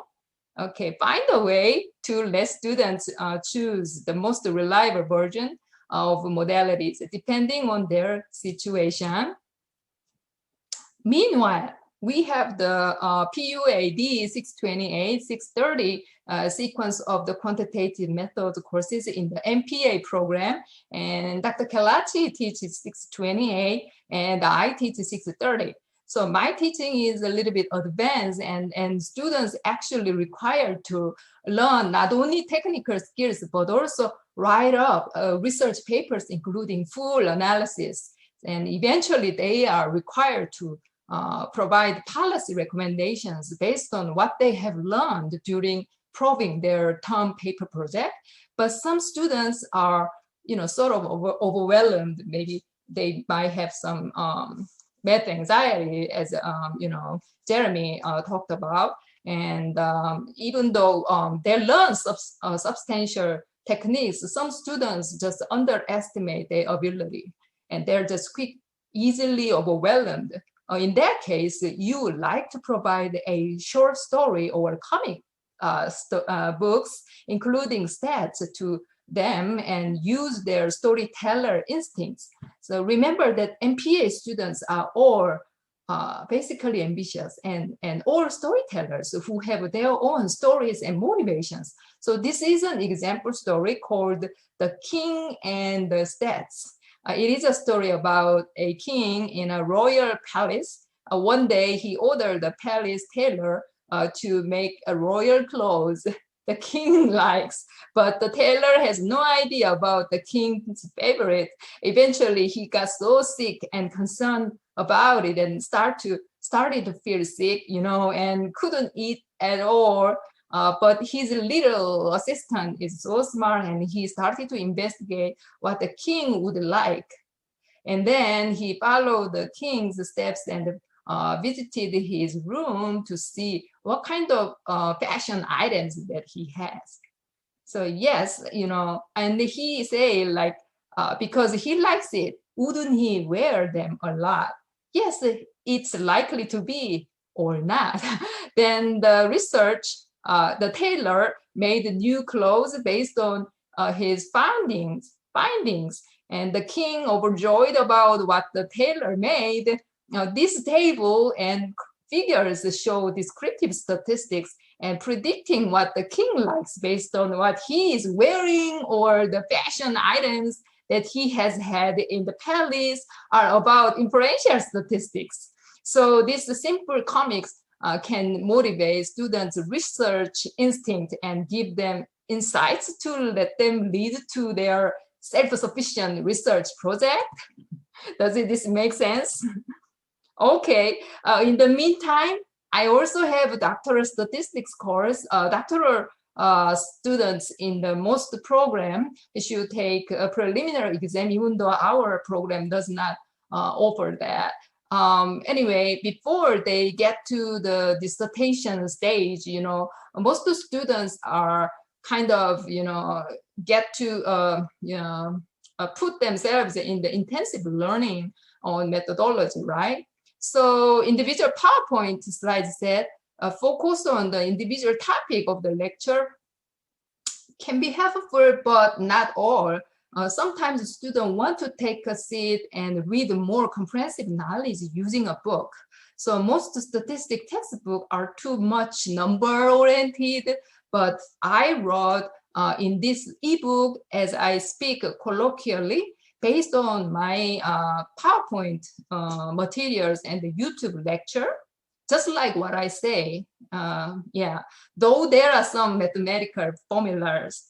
To make this ebook could not be done without the UB library resources and the CELT fellow colleagues. So keep in mind, you have actually more university resources than your expectations. So trying to connect them, what kind of resources can be available for you whenever you transition the offline teaching materials to online materials. So I really thank them for their hard and conscientious work.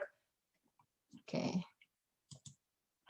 All right, so to recap, ask about yourself, about whether you can be an online teaching entrepreneur. Take a risk to be an entrepreneur in curricular innovation. Be self-sufficient in professional development from your own virtual resource network in your program or in your school. We have had such a wonderful network for the improvement of our teaching skills on quantitative reasoning. Even before the pandemic, we have had this network, which is Dr. Alan Lyles started to offer. We wanted to be self-sufficient by learning by doing. We have created shared and try to diffuse professional resources through the networks to get more synergy. Host this kind of webinars to communicate and learn from each other. So always keep in mind, it's important to improve pedagogical mentality that we experience in flying as a passenger by airplane does not necessarily mean the passenger can be a good pilot. Likewise, even though we have a doctorate degree in a certain field, that doesn't mean we can teach you what we know well. So things can be much more frustrating students than our expectation, but we can improve the environment by sharing information on what we are teaching through virtual resource networks. Okay, so I want to say one theoretical thing. One thing I wanted to tell you is that this virtual resource network is like a type of entrepreneurial guild, as if in the Middle Age, guild existed as an association of merchants who oversee the practice of their craft trade in a particular area. I think quantitative reasoning network at a College of Public Affairs has played a role as an instruction entrepreneur guild. So I'm really glad to meet with them, and I'm glad that I can share my own experience too. All right, so far I have talked about things to know about why we should transition the modalities, focus on student learning. I would like to introduce my colleague, Dr. Kelechi Ozozuko, why she presents for engaging students and her YouTube experiences. Please put your facial expressions on the chat box on the bottom of the webinar about how you feel about your entrepreneurship and its possibility about innovative online class introduction. Since you cannot put the little stickers using the Zoom annotate, you can use the keyboard typing on the chat box.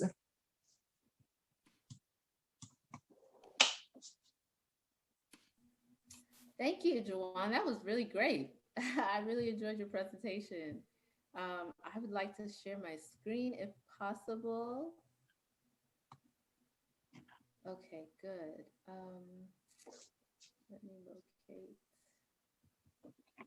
All right, so good afternoon, everybody. I am going to sort of shift gears just a little bit. We're still talking about online instruction. We're still thinking through how to teach quantitative courses while, for most of us, combating this math or numbers phobia. And so Juwan did, a great service when it comes to Zoom. And I wanted to be able to share with you some other aspects, including YouTube. So just taking a look at our platform here at UB anyway, is Sakai. And I clicked on Syllabus. And so, the syllabus is there. What I think, okay, so some things I want to point out in the syllabus is one tactic that I use to to ensure welcomed and open communication with students. And that is right here. So you click that, it takes you to this screen where you can book your instructor. This has been extremely effective for me. One, unlike office hours that are somewhat rigid and it's set, students literally, whatever time shows up here that works for you, it shows up on my calendar as soon as you click it.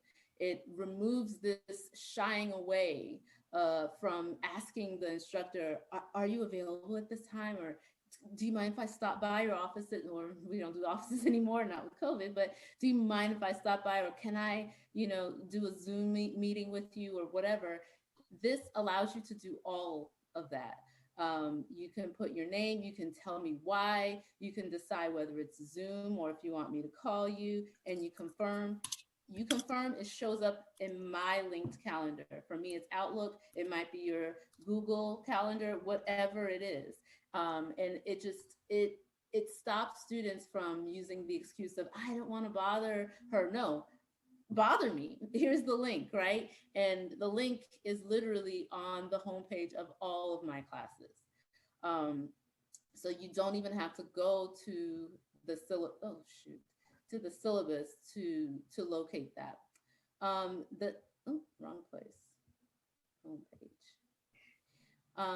And so that's one. It has worked. If I had done some number crunching, which I probably should have prior to putting this up, I promise you it's night and day from how students practically, I would get maybe one meeting in an entire semester. And it's just right before the final exam of, I can't fail this class, versus literally whenever you need my assistance, I'm there. And you don't have to feel like you're bothering me, because I put myself out there. I know that, like Juwan said, we are so excited about what we do and we're so passionate, and it can actually work against you sometimes, because, you know, if you're the one constantly like, please schedule an appointment with me, you know, or actually sending emails to students that you think aren't doing so well, and suggesting, you know, hey, you might want to come to my office hours, that's actually ended up not working to my benefit. As I found out in student evaluations, where they say that you're pressuring them, and you're thinking, pressure or passion, right? This is like, I care, I want to help. So it puts the ball totally in the student's court. Meanwhile, you can still maintain your passion, you can still maintain your excitement and your care, right? And so it's effective, it's totally effective, and I would recommend doing it. So here it is on the main screen of all my classes, quantitative or not. So the next thing I want to show, let me close the things I've used, is in the syllabus, we've got, so, you know, my lectures, but I've got the link that takes you directly to my YouTube page. It's got all the lectures, right? It's not just here in the lectures, right?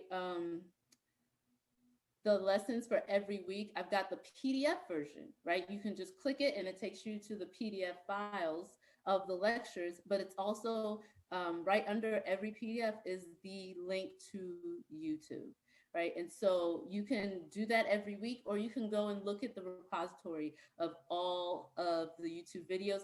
Say for lecture 5, right? I've done it here, but I've done it another time. I keep updating. You know, stats doesn't necessarily change, but you might have more information to add. So, you know, the original one was me talking over sort of what Juwan mentioned. You just do it on PowerPoint, and PowerPoint records your audio, and I just uploaded that. But then Zoom happened. And so I utilized Zoom, and, you know, and got a video of me on there, and you can be as quirky as you want to be. And I try to be as entertaining as I possibly can be, and crack jokes here and there. And part of that is also as you're talking, you stop in some of the lectures, you might ask a question and you pause and let students think through it, or you say you pause the video, right, and you think through it before I spit out the answer, or before you see the answer on the screen. So while you're not there, you can maintain that interaction. You can, you know, enable them to feel like they're part of what's happening. And the crazy thing about this is that Juwan and I did this before COVID, right? So we had this online already, and it was great, not just for our online students, it was great for our in-person students, classes that didn't, you know, needed just to review. Who doesn't need to, you know, especially if you just got it the first time, you can come back here and get it, right? Again and again and again. And like Juwan says, and my students tell me this a lot, is that they have to pause. They have to, you know, they might have to slow it down a bit, right? They might have to speed it up a bit. You know, nobody has ever said really that they use a closed caption, but it's there, right, to be used. So I suggest all of these things to them, and I think it's useful. I definitely am a user of the speed function. And then the last thing, let me make sure that closed caption speed repository. And the last thing is how interesting it is that, you know, you get almost 3,000 people have viewed it. And the what's interesting about it, and these are, you know, you've got 1,200 and some of them not as, oh, these are review sessions and presentations and things. But what's great is that your students are viewing it. You've got students from, you know, outside of the city, outside of the state, outside of the country have contacted me and said, oh my gosh, that lecture was exactly what I needed for my assignment. I could not get it. And I guess maybe their professor isn't, you know, breaking it down as awesomely as I am. Yay. And so it's wonderful. And you know, it's got UB all over it. So it's putting UB on the map. Like, they've got awesome number crunchers over there that really know how to teach what they know. As another thing Juwan mentioned, is one thing to know something, is another thing to be able to teach it effectively. And I think through these tools, you're able to do that, and then it's able to stay as a stamp, like, for everyone to see, you know, and to assist in the learning process. So, you know, we've talked about you know, this phobia, but this creativity and collaboration that we keep talking about. These things that Joanne and I have mentioned, these things that we've talked about before, you know, with Allison and Jeremy, all we're doing is using creative ways to sort of assist in the learning process, of something that's often just scary.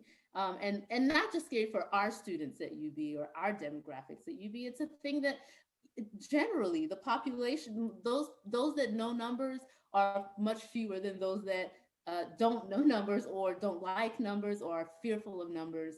And oftentimes I have students that come back and tell me how, you know, if not for this class, they would still be in this place of fearing numbers.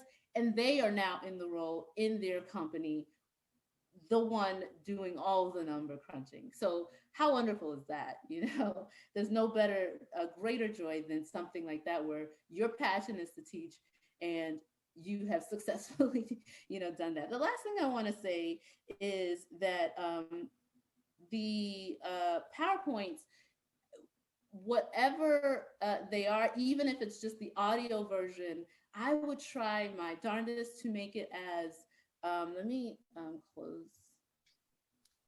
stop sharing, because I don't think I have anything else to say there, but I would just be sure to flesh them out as much as possible, right?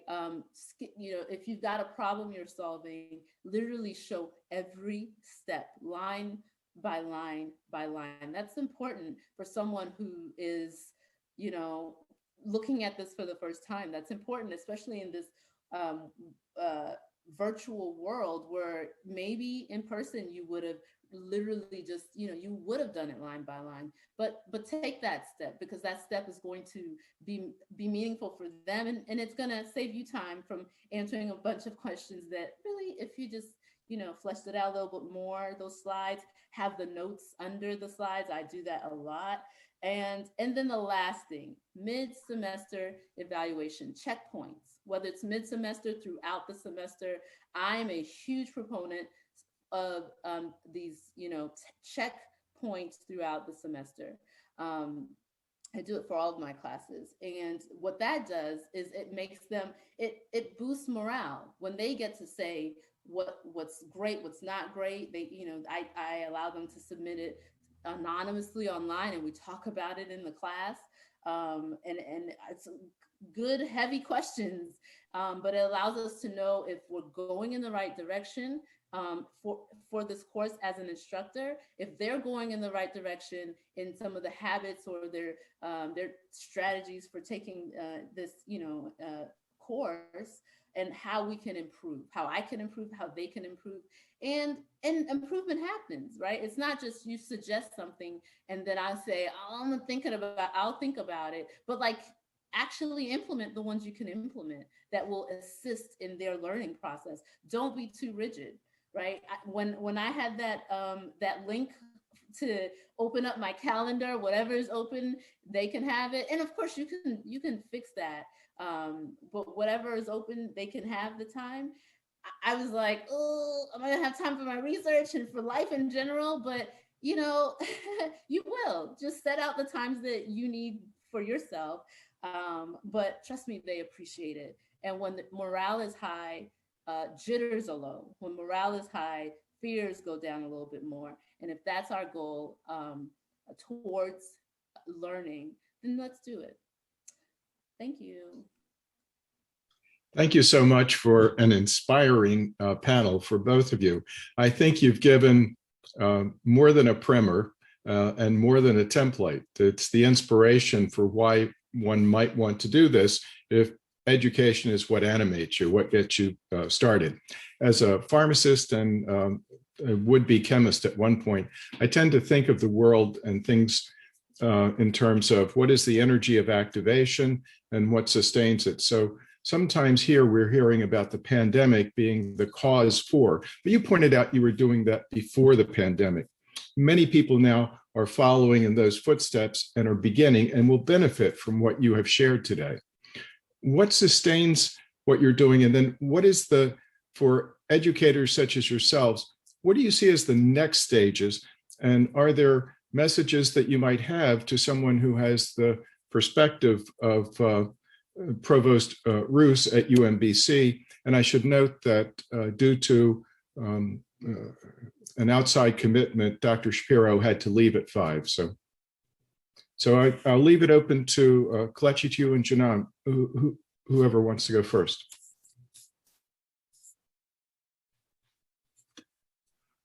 The next step is to continue, right?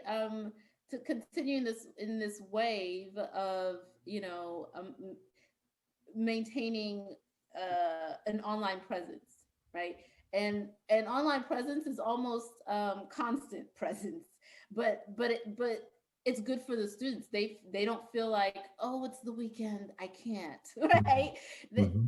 Click on the YouTube link. Yeah, I'm there for you, right? Click on the you can book me link. Sure, I have a Saturday availability, right? From 11 to 12, catch me or see me on Monday, right? Mm-hmm. So I think that finding these creative avenues to stay connected, to keep morale up, is the way to go. And right now, these are the ones I know, so these are the ones I share, right? But staying proactive and finding those avenues. Thank you. Dr. Nam? I totally agree with what Dr. Kelechi said. Yeah, we won't go back to the pre-pandemic. So, I mean, before the pandemic, I thought online material would be the subsequent means, but I think online instruction is new normal. So first thing, we don't want to be overwhelmed. We want to share our information and experience with fellow colleagues, and then we can improve our problem and environment together. So I think I'm pretty optimistic about this. Great. Thank you very much, both of you. Thank you. We will now be transitioning to our third panel, in which we take a different perspective. We've heard from instructors, professors who are in the classroom, delivering information, inspiring students, and adapting to this new normal. Now we're going to hear from someone who has the perspective of an educator, as well as someone who influences curriculum, as well as director of the program of mathematics. And that's Dr. Haitham Al-Khatib. who has recently published in this area, and he is a scholar of the pedagogy as well as a practitioner and an academic administrator. What I would like to do now is turn the screen over to my friend and colleague, Haitham Al-Khatib.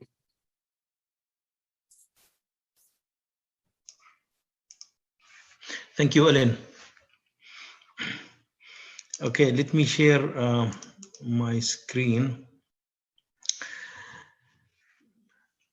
As Ellen said, I am a professor of mathematics and the director of the mathematics program at the University of Baltimore. Before I joined University of Baltimore, I worked at Qatar University in Qatar. In case you are not familiar with this country, next year you will be familiar with it. It's the country that's hosting the World Cup 2022. In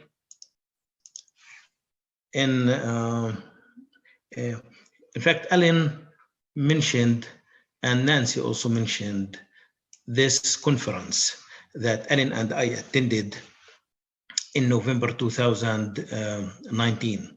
Ellen said he was inspired by this conference, and I was too, also inspired by this conference. And some of the content that you see in this presentation is guided by the goals and the outcomes of this conference. First, let me give this background about the mathematics classes that we teach at the University of Baltimore. And quantitative reasoning, critical thinking, both of them are all over these mathematics classes. Maybe Math 115, Introductory Statistics, and Math 303, Applied Probability and Statistics, are more heavy on a quantitative reasoning, but the quantitative reasoning is all over these mathematics classes. We don't offer a degree in mathematics at the University of Baltimore, but we do offer developmental mathematics classes, the first two classes that you see here. And also we do offer these three general education classes, College Algebra, Mathematics for Liberal Arts, and Introductory Statistics, which is going to be the focus for my talk today. We also offer these three classes that you see here on the right for students who are in the Applied Information Technology program. And one of them, in fact, is Applied Probability and Statistics. Recently, also Ellen mentioned that I published this paper, which also involves quantitative reasoning and the quantitative literacy, and it focuses on developmental mathematics, success in developmental mathematics based on redesigning that course. And when I mean the redesigning the course, redesigning it in terms of content and pedagogy.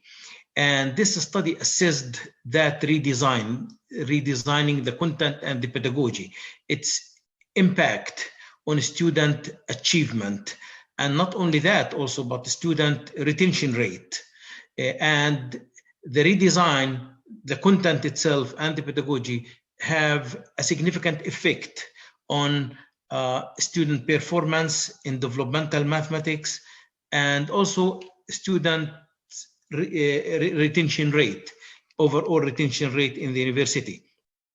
And one of the things special about this study that I tracked students over 3 years, from fall 2014 to spring 2017. Students who enroll in developmental mathematics, and then when they finish it, they go to general education mathematics. This is our the description for our introductory statistics class, which is again the focus in this talk, which is a general education course.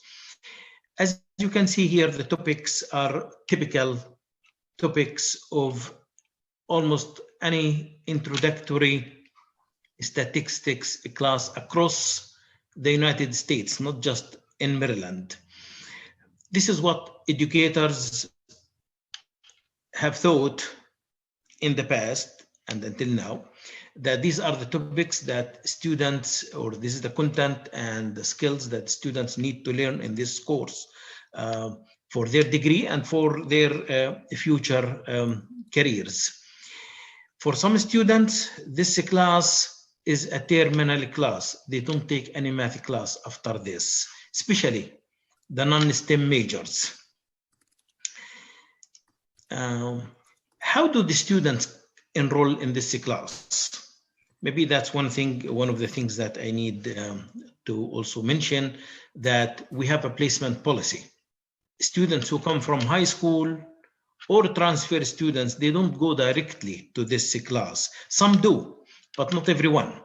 So those who have 500 in the mathematics SAT, the mathematics section of the SAT, 500 or above, or they have a B or higher in Algebra 2, pre-calculus, calculus, high school mathematics, these students can go directly to college credit mathematics. In fact, before it was only the 500 in mathematics, statistics or higher can get the students into the college credit mathematics. Recently, we have tried this one also. We have been having success with it, or B or higher in Algebra 2. So basically, adopting multiple measures in placing students in college credit mathematics, like this course, Mathematics 115, Introductory Statistics. We do have also some waiver policies. For example, students who complete developmental mathematics at a community college, we do let them go directly to college credit mathematics if they finish it successfully outside, though it does not transfer into their GPA. It does not count into their GPA, or even does not count towards graduation, even if they have taken it outside, or even if they take it at UB. It does not, developmental mathematics does not go into their GPA. This class, Introductory Statistics, it's a very important class. It's taken by almost every student at our university. And again, it's heavy on quantitative reasoning, and it promotes quantitative literacy. This is one of the activities that we start the class with. Successful students do not need to ask for help. Another statement, successful students know when and how to ask for help. The goal of this activity is to teach students that successful students ask for help, and to provide them with information about the support resources that we have at the university. This is something we do early in the semester, so students are aware of that. Also, in this class, active learning and engagement are key practices in this course. For example, here's an example that involves active learning and engagement. As you can see in this slide, it's very basic statistics. All what it requires for them to answer is descriptive statistics, and they come up with rates, very simple rates like these. And then at the end, they make the conclusion that hospital B is safer because hospital A, the death rate is 3%, but hospital B, the death rate is 2%. Before I go to the next slide,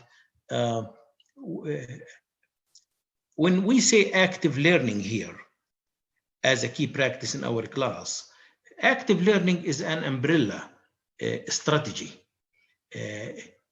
Under that, we use cooperative learning, we use inquiry-based learning in this class, we use discovery learning strategy, project-based learning strategy. So many strategies, depending on the topic and the student needs for that class.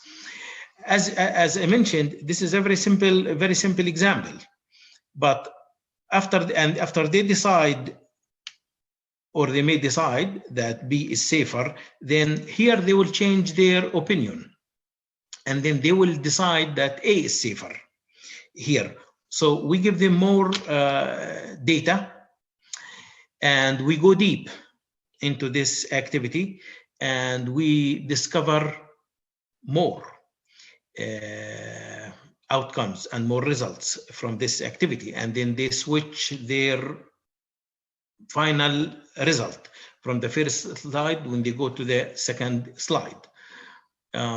This activity in particular, we presented to the students to teach some of these concepts. So these are essential concepts in this course that students learn.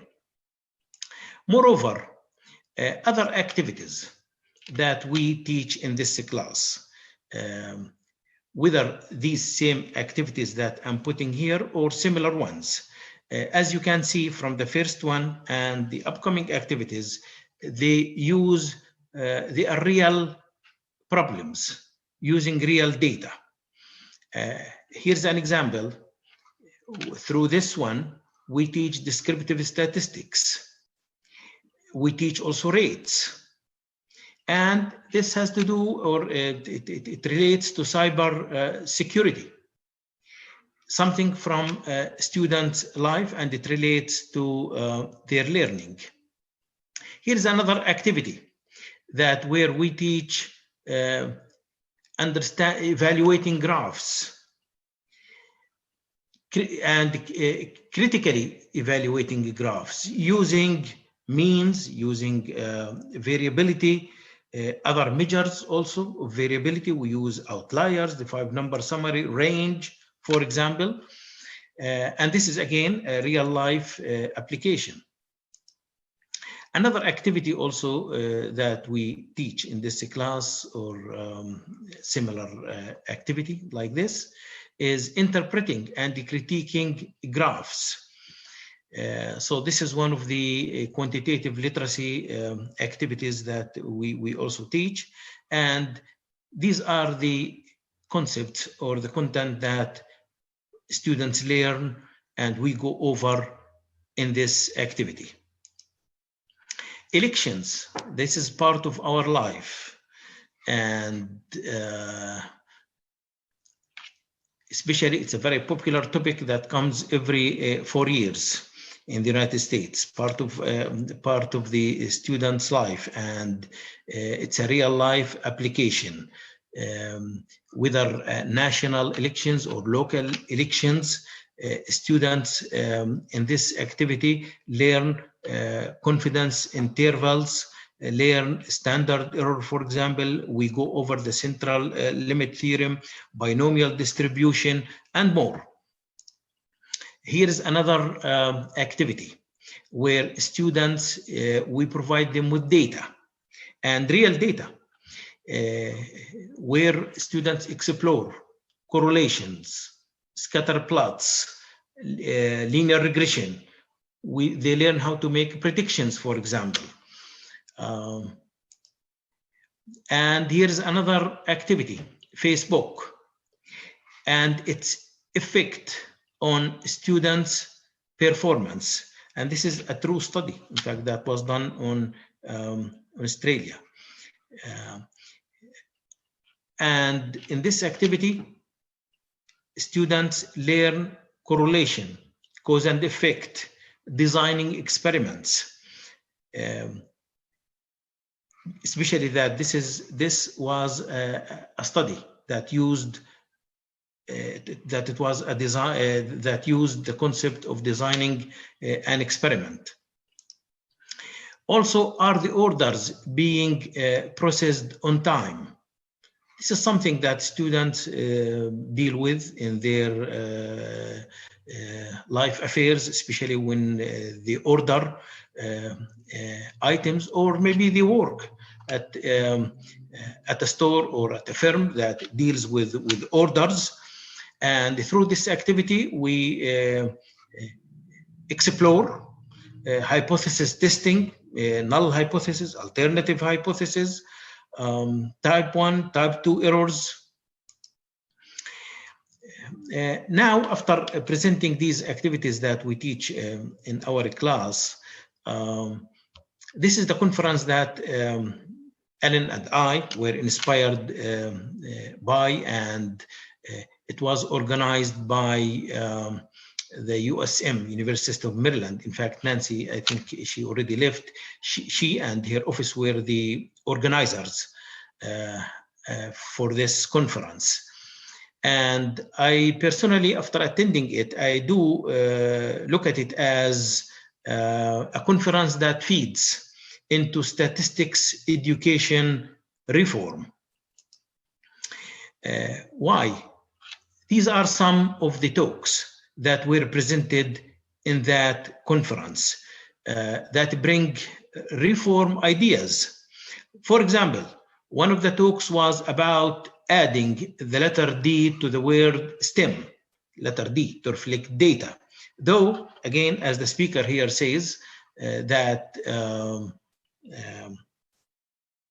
as the speaker says here, that the letter M stands for mathematics, and that covers data, but still, data and statistics they need more attention than just the word mathematics. Another idea or another presentation that was given in that conference that feeds into the statistics reform, like this one, like this talk, for example, Statistics for All, and it also speaks about the contents and skills that we need students to have, whether for in this class to learn or for their future careers. Same thing, this one also, it focuses on the concepts and the content and the skills that students need to learn. Also, another talk in that conference was the future for introductory statistics, like the class that I'm speaking about, introductory statistics as a general education course. This talk, for example, spoke about the future of introductory statistics.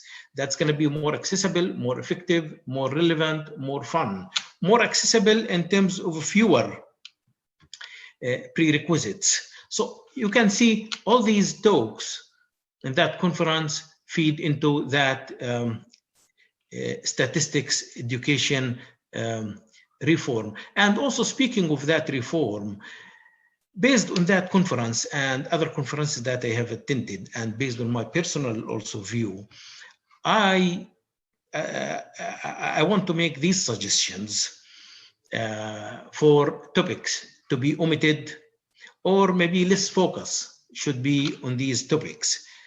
The reason I mention this, because these topics students,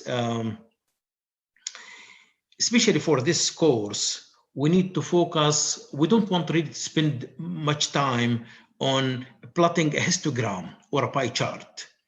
This is something technology can do for us. In fact, technology can do it even better than the hand drawing that we do. And we don't want to spend really much time on plotting a pie chart. We want to use that time to focus more on learning the concept. So basic statistics, probability, basic probability rules, for example, binomial distribution. I say this, and I have also heard it in other conferences. Advanced training on statistical software program, SPSS, is not really needed for students in this course, Introductory Statistics. Maybe graduate students and advanced statistics course, yes. In this course, we do use the Pearson's tool, which is StatCrunch, and that's good enough really for this course. We don't need really to teach this probability, this basic probability in this course. tedious calculations like this, the calculator can do it, and still the students see the steps there and they get it. Most likely they don't do calculation mistakes here when they use the technology. And like this, for example, we don't need to ask students to memorize these formulas. In fact, in our classes, we do provide these to the students as handout formulas to use during the exams. We don't really require them to memorize them. This is needed for this course as part of the, if we want to speak about reforming introductory statistics. Research questions like these that involve real data. Also, as ways to change, I want to make these suggestions. Use real data, focus on interpretation and concepts, of course, reduce tedious or by hand calculations. I want also to suggest this. Mathematicians trained to teach statistics. This is different from college algebra, different from mathematics for liberal arts. This is heavy on quantitative literacy or mathematical or quantitative reasoning. So this is something needed, whether statisticians or mathematicians or graduate students or adjuncts or visiting professors, training is needed. In fact, more than what I just mentioned in the previous slide, some educators, even they say a procedure like this is not needed. I mean, whether this educator says that directly or indirectly. For example, this educator suggests that the procedure to calculate the p-value is not needed, even more than what I suggested or proposed in the previous slide. Last but not least, I don't want to forget mentioning the guidelines for assessment and instruction in statistics education. This is a very important document that was updated in 2016. And it was put together by the American Statistical Association and was endorsed by also the Mathematical Association of two-year colleges. What does this document do? Or what's the importance about it? The importance about it, it says it recommends what should be in this course, the introductory statistics. And it does put 6 recommendations, this document. And these recommendations there, they have examples there and more details in that document. Also, that document, it brings or updates the definition for statistics, like this one, for example. And also it does focus on recommendations for teaching students the foundations of introductory statistics. It's like this one. It might be a very simple. How many days are in March? Students need to realize, for example, that this is not a statistical equation because it does not meet this definition here. So this is one of the fundamentals that this document speaks about. Few more slides left. I know that I'm running out of time, but introductory statistics for who? I believe it's for everyone. Students who are good at math and students also who are not good at math. Here is a document, a research study that found students needing remedial math had greater success in introductory statistics than college algebra. In fact, if they don't have greater success, the same success as college algebra, and that's something that Nancy mentioned in one of the studies that also I'm aware of that the USM is conducting. Students who plan to be math teachers or students who analyze data, students who are in general education classes.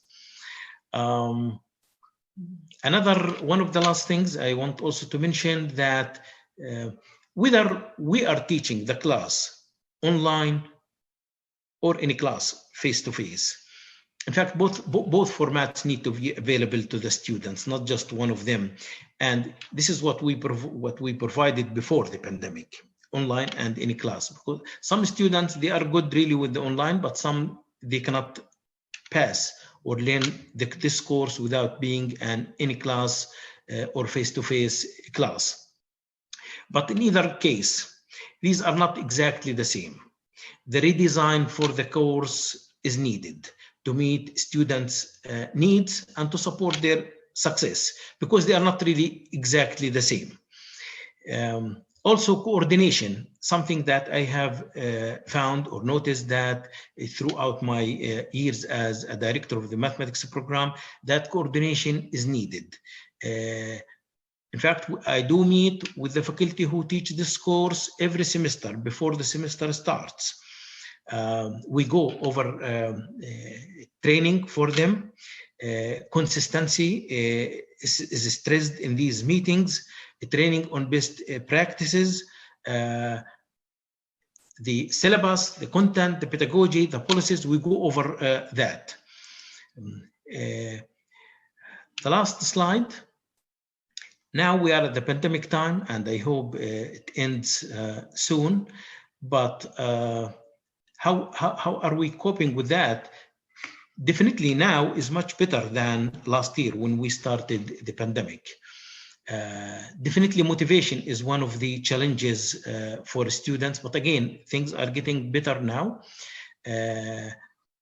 These are questions that I do propose that need to be researched. In fact, to tell the truth, these two questions are during coronavirus or during this pandemic time, or even after that, they are ongoing research questions that we need to find and learn more about students' needs and how we support their learning and their success in this course and other courses. Alain, back to you. Thank you, Hytham. I want to thank you. You gave enough information that we could have an entire webinar on this, because I think the perspective is critical, and the proposed actions and the lines of inquiry for which we need data are important. With your permission, I think I would like to simply pose a question to Dr. Roos and then move to the next panel. And the question to Dr. Roos is, from his role as provost and his lifetime experiences in the pedagogy of STEM and science education and training, if you have some thoughts to add to what Dr. Al-Khatib has presented.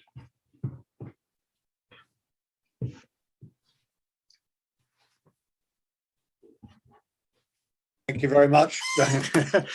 We actually almost got through without me muting myself in as part of it. So, well, first of all, congratulations on everything that you're doing. And this is a perfect example, I think, once again, of, as Nancy pointed out earlier, sort of systemness. We've also worked on similar projects, of course, in both being involved with the system as well. You know, I think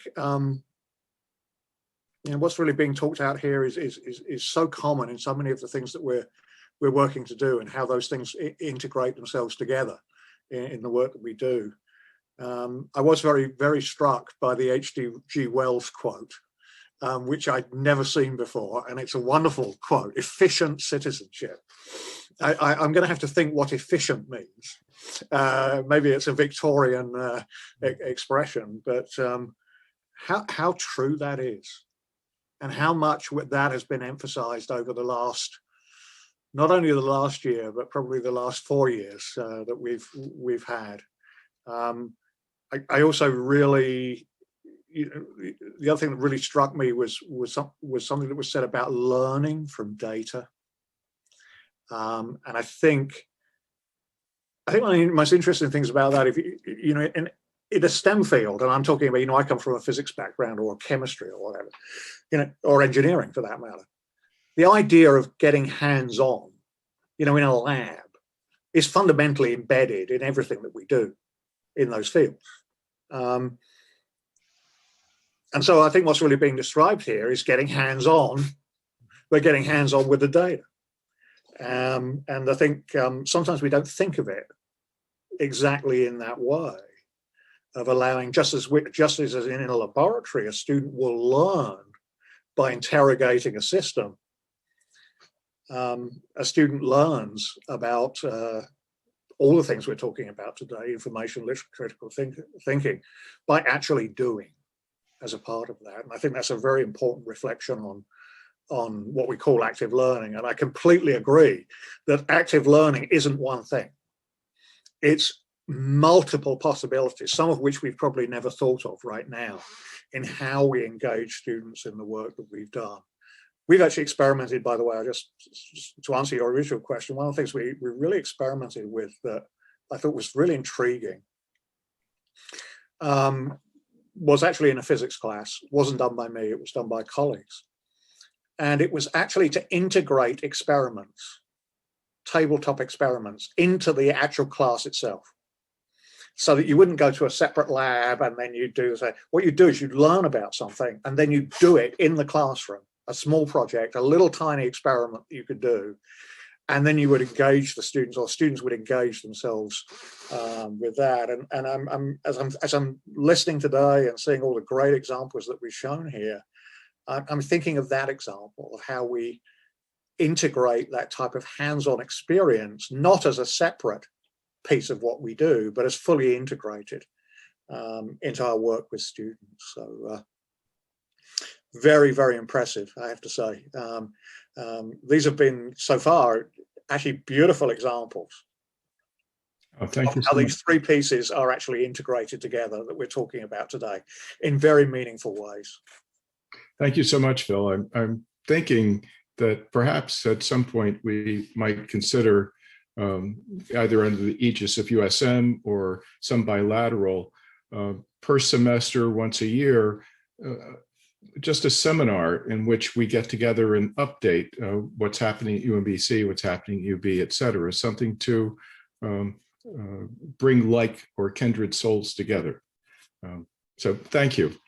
What I'd like to do now is transition to our last but quite important panel, and that is Dr. Elias Nader, who is an assistant professor in the School of Criminal Justice. He'll be speaking on the use of educational resources, but primarily in the domain in which we're discussing now, for quantitative instruction, for critical thinking, critical learning. And having said that, Dr. Nader, I'd like to turn it over to you, please. Thanks, Alan. So hi, I am Elias Nader. I'm an assistant professor in the School of Criminal Justice here at UB. Just going to go ahead and share my screen real quick. So I'm going to be talking about open educational resources and their utility for teaching statistics or quantitative reasoning. I think it actually worked out well, me being at the end here, because the other panelists have touched on a lot of the importance and innovation for teaching stats and quantitative reasoning. So I think this will hopefully be a great wrap up. Sorry. Okay. Hopefully that's better for the sound. Okay, so I have just a short outline here of kind of what I'll go through in the presentation. And essentially what I see my place as being is to be kind of a salesman for OER coming in through this panel and giving you guys some points to consider why OER might be important for teaching statistics and how it can be beneficial for kind of leaving the textbook behind and moving into a different way to teaching statistics. So first, I just want to very briefly define what open educational resources, or OERs, are, and they're openly licensed instructional materials for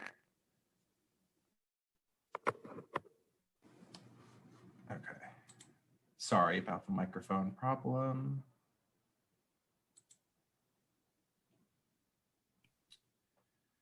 Okay, so again, sorry, go back here. Okay, what an OER is, it's an openly licensed instructional material. Typically, they're licensed through Creative Commons. A lot of the advantages to OERs, I think at face value, are that they are free and accessible, or low cost if they're not free, to students.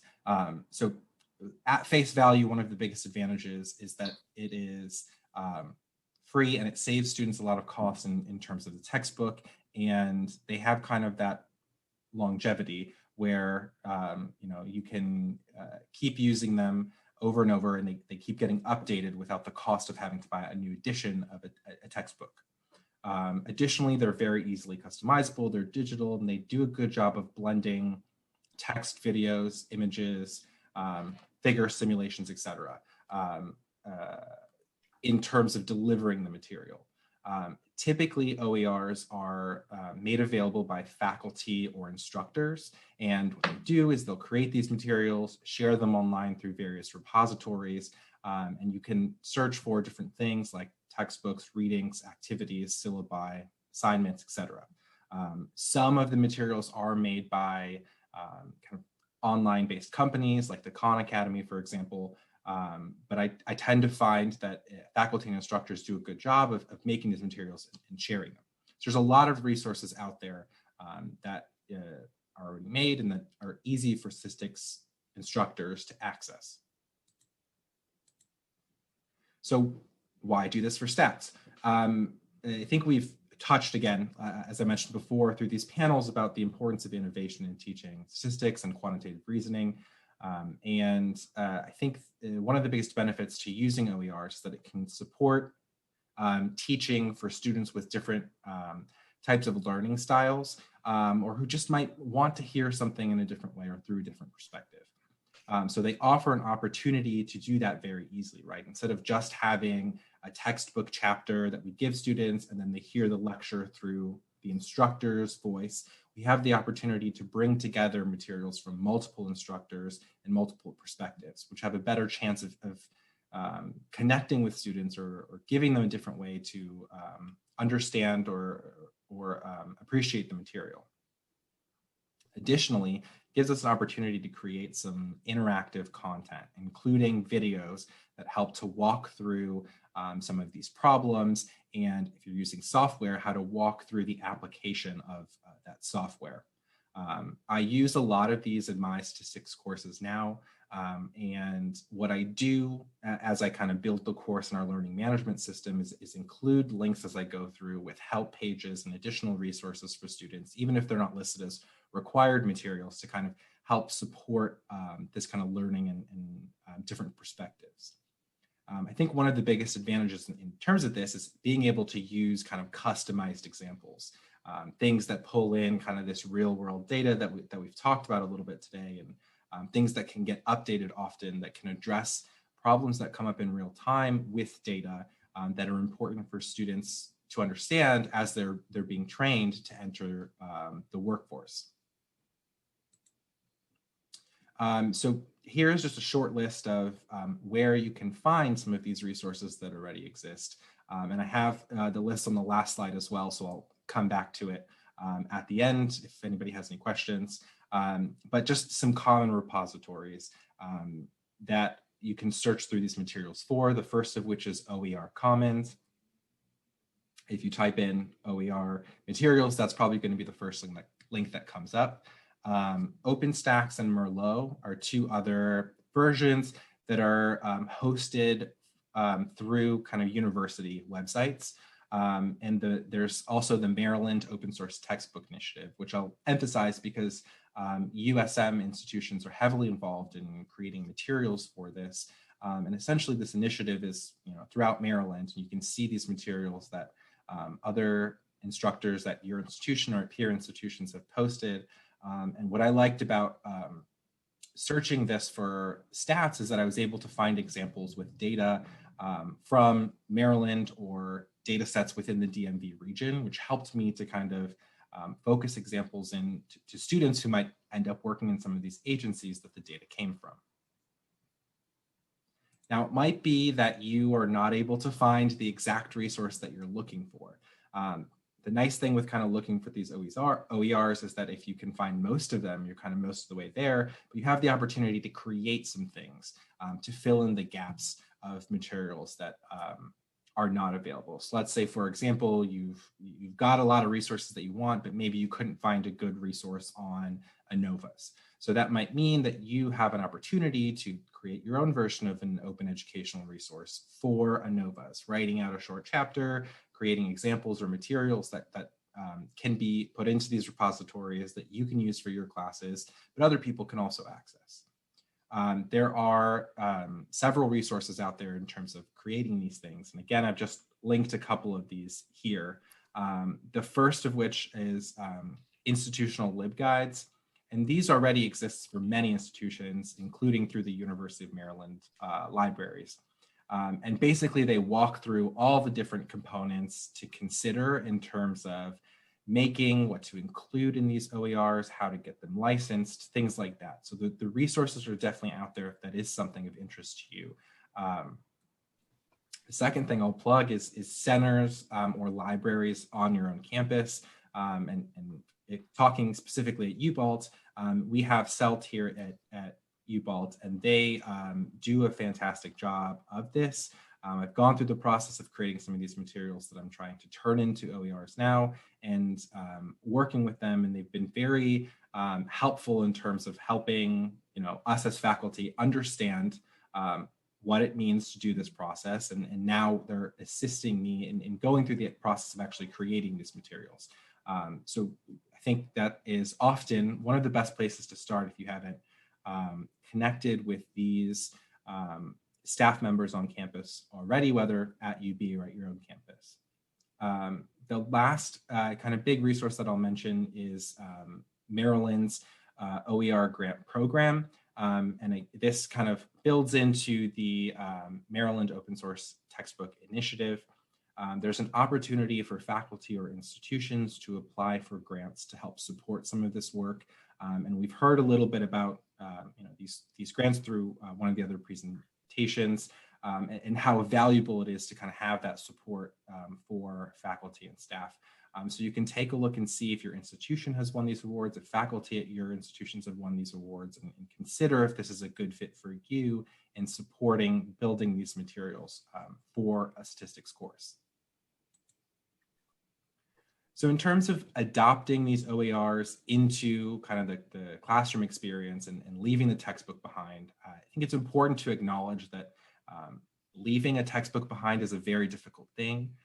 As instructors, like I know for me especially, I was trained in textbooks, right? As a student, this is what I learned in my years teaching, this is what I've used. So it's hard to leave something like a textbook behind, especially because of how easy they are to access and how comprehensive they are. But I found that students are very receptive to learning things in different ways. Sometimes reading from a chapter can be a good thing, but sometimes they want to read something that's a little bit shorter, or writing style that's less formal, or look at a video to help them walk through some of these problems. Sometimes they relate better to different open source materials that I've posted than others. And a lot of this, depending on the multimedia and the perspective it's coming from, have helped to reach students that typically struggle with connecting with statistics and engaging in the content. So it's had an advantage in that way. Additionally, it might be that finding resources take longer, and it's obviously a lot easier to find one textbook that kind of fits the needs for a course. But the benefits of going through this process and putting this effort in is that you can customize what it is that you're presenting to students a lot more, and fill the gaps in what you can't find with building your own materials as needed.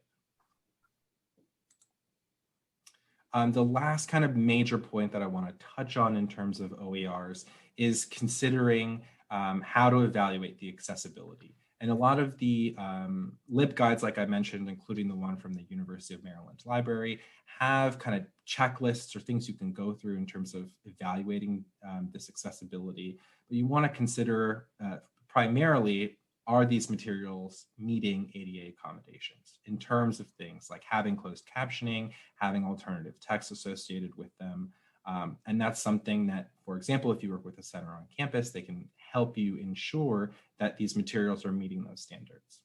Additionally, you want to consider where the sources are coming from, right? Do some of these websites require students to create unique logins? If so, that might be another barrier for students who have to create all these logins, remember these passwords, et cetera. So it is something that is important to consider in terms of access. Even if things are free, students don't necessarily want to manage, 5 or 10 logins for one course. Additionally, you want to consider, right, how adaptive or flexible is the material to your own course. If the content can be downloaded offline, right? We heard in the second presentation how important it can be to have some of this material available so that way students aren't always streaming it. So that can be an important advantage to consider in terms of accessibility. And then finally, if it can be incorporated into the learning management system. For me, what I do currently is just post links into my learning management system that connect to those outside materials, but some, again, depending on the university and the version of the software, do a better job of incorporating into systems like OER Commons, where you can embed these textbooks or these materials directly into your course lesson. So again, I just have some of these websites listed here again for you to either jot down the name of or take a look at.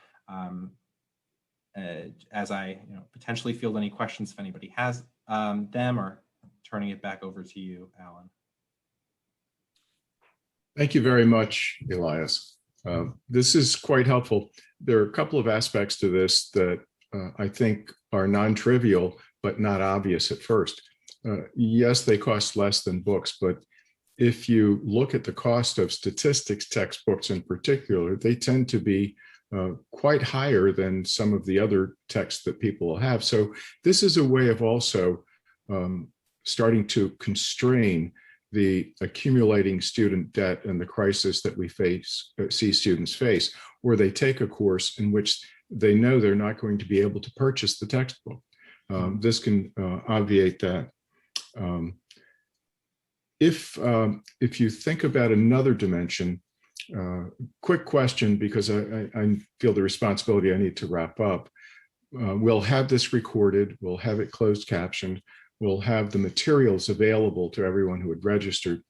For the open education resources, one additional value that I have found is that when I look, I can find very high quality OER that allows a broader diversity of lecturer, presenter than I would have otherwise. And that in that way, the presentation doesn't always have to be somebody who looks like me or who's necessarily has English as a first language or any of a number of other things. Do you have any thoughts about that dimension of OER and how that could assist with having a much more diverse set of resources? I mean, I think that's one of the biggest advantages to OERs is being able to bring in some of those to be able to bring in some of those different perspectives, and especially coming from people who look different, speak different, study different things, and do so in different ways.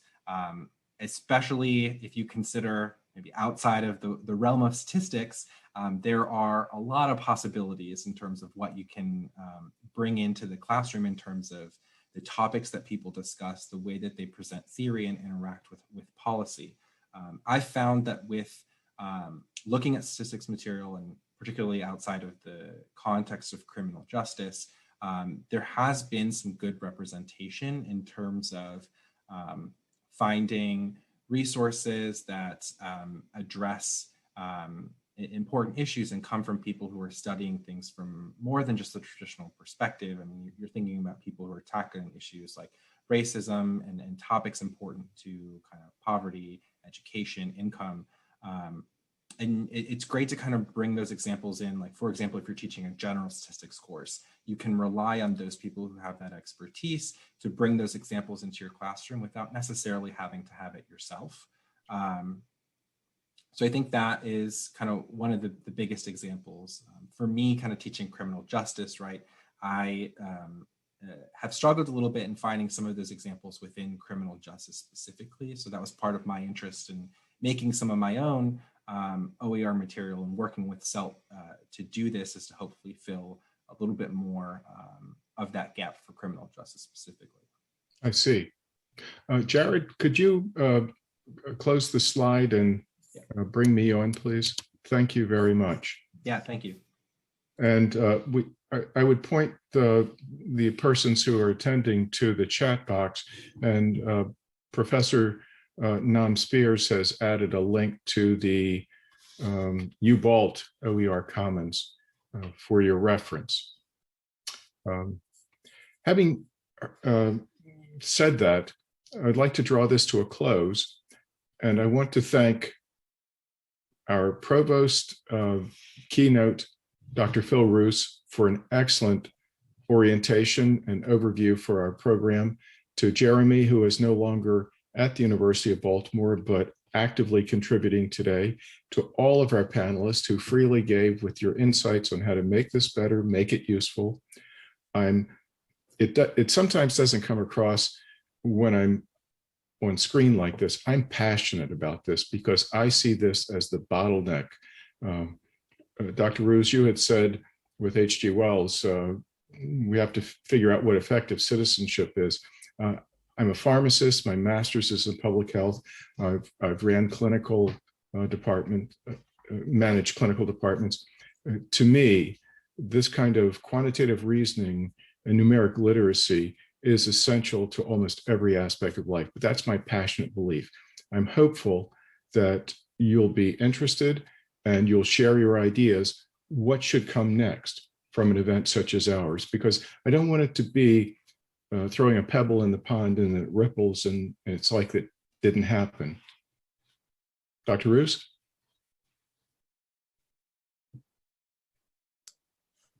Yeah, I think I may not be able to get back my video, but hopefully you can hear me. Oh, here we go.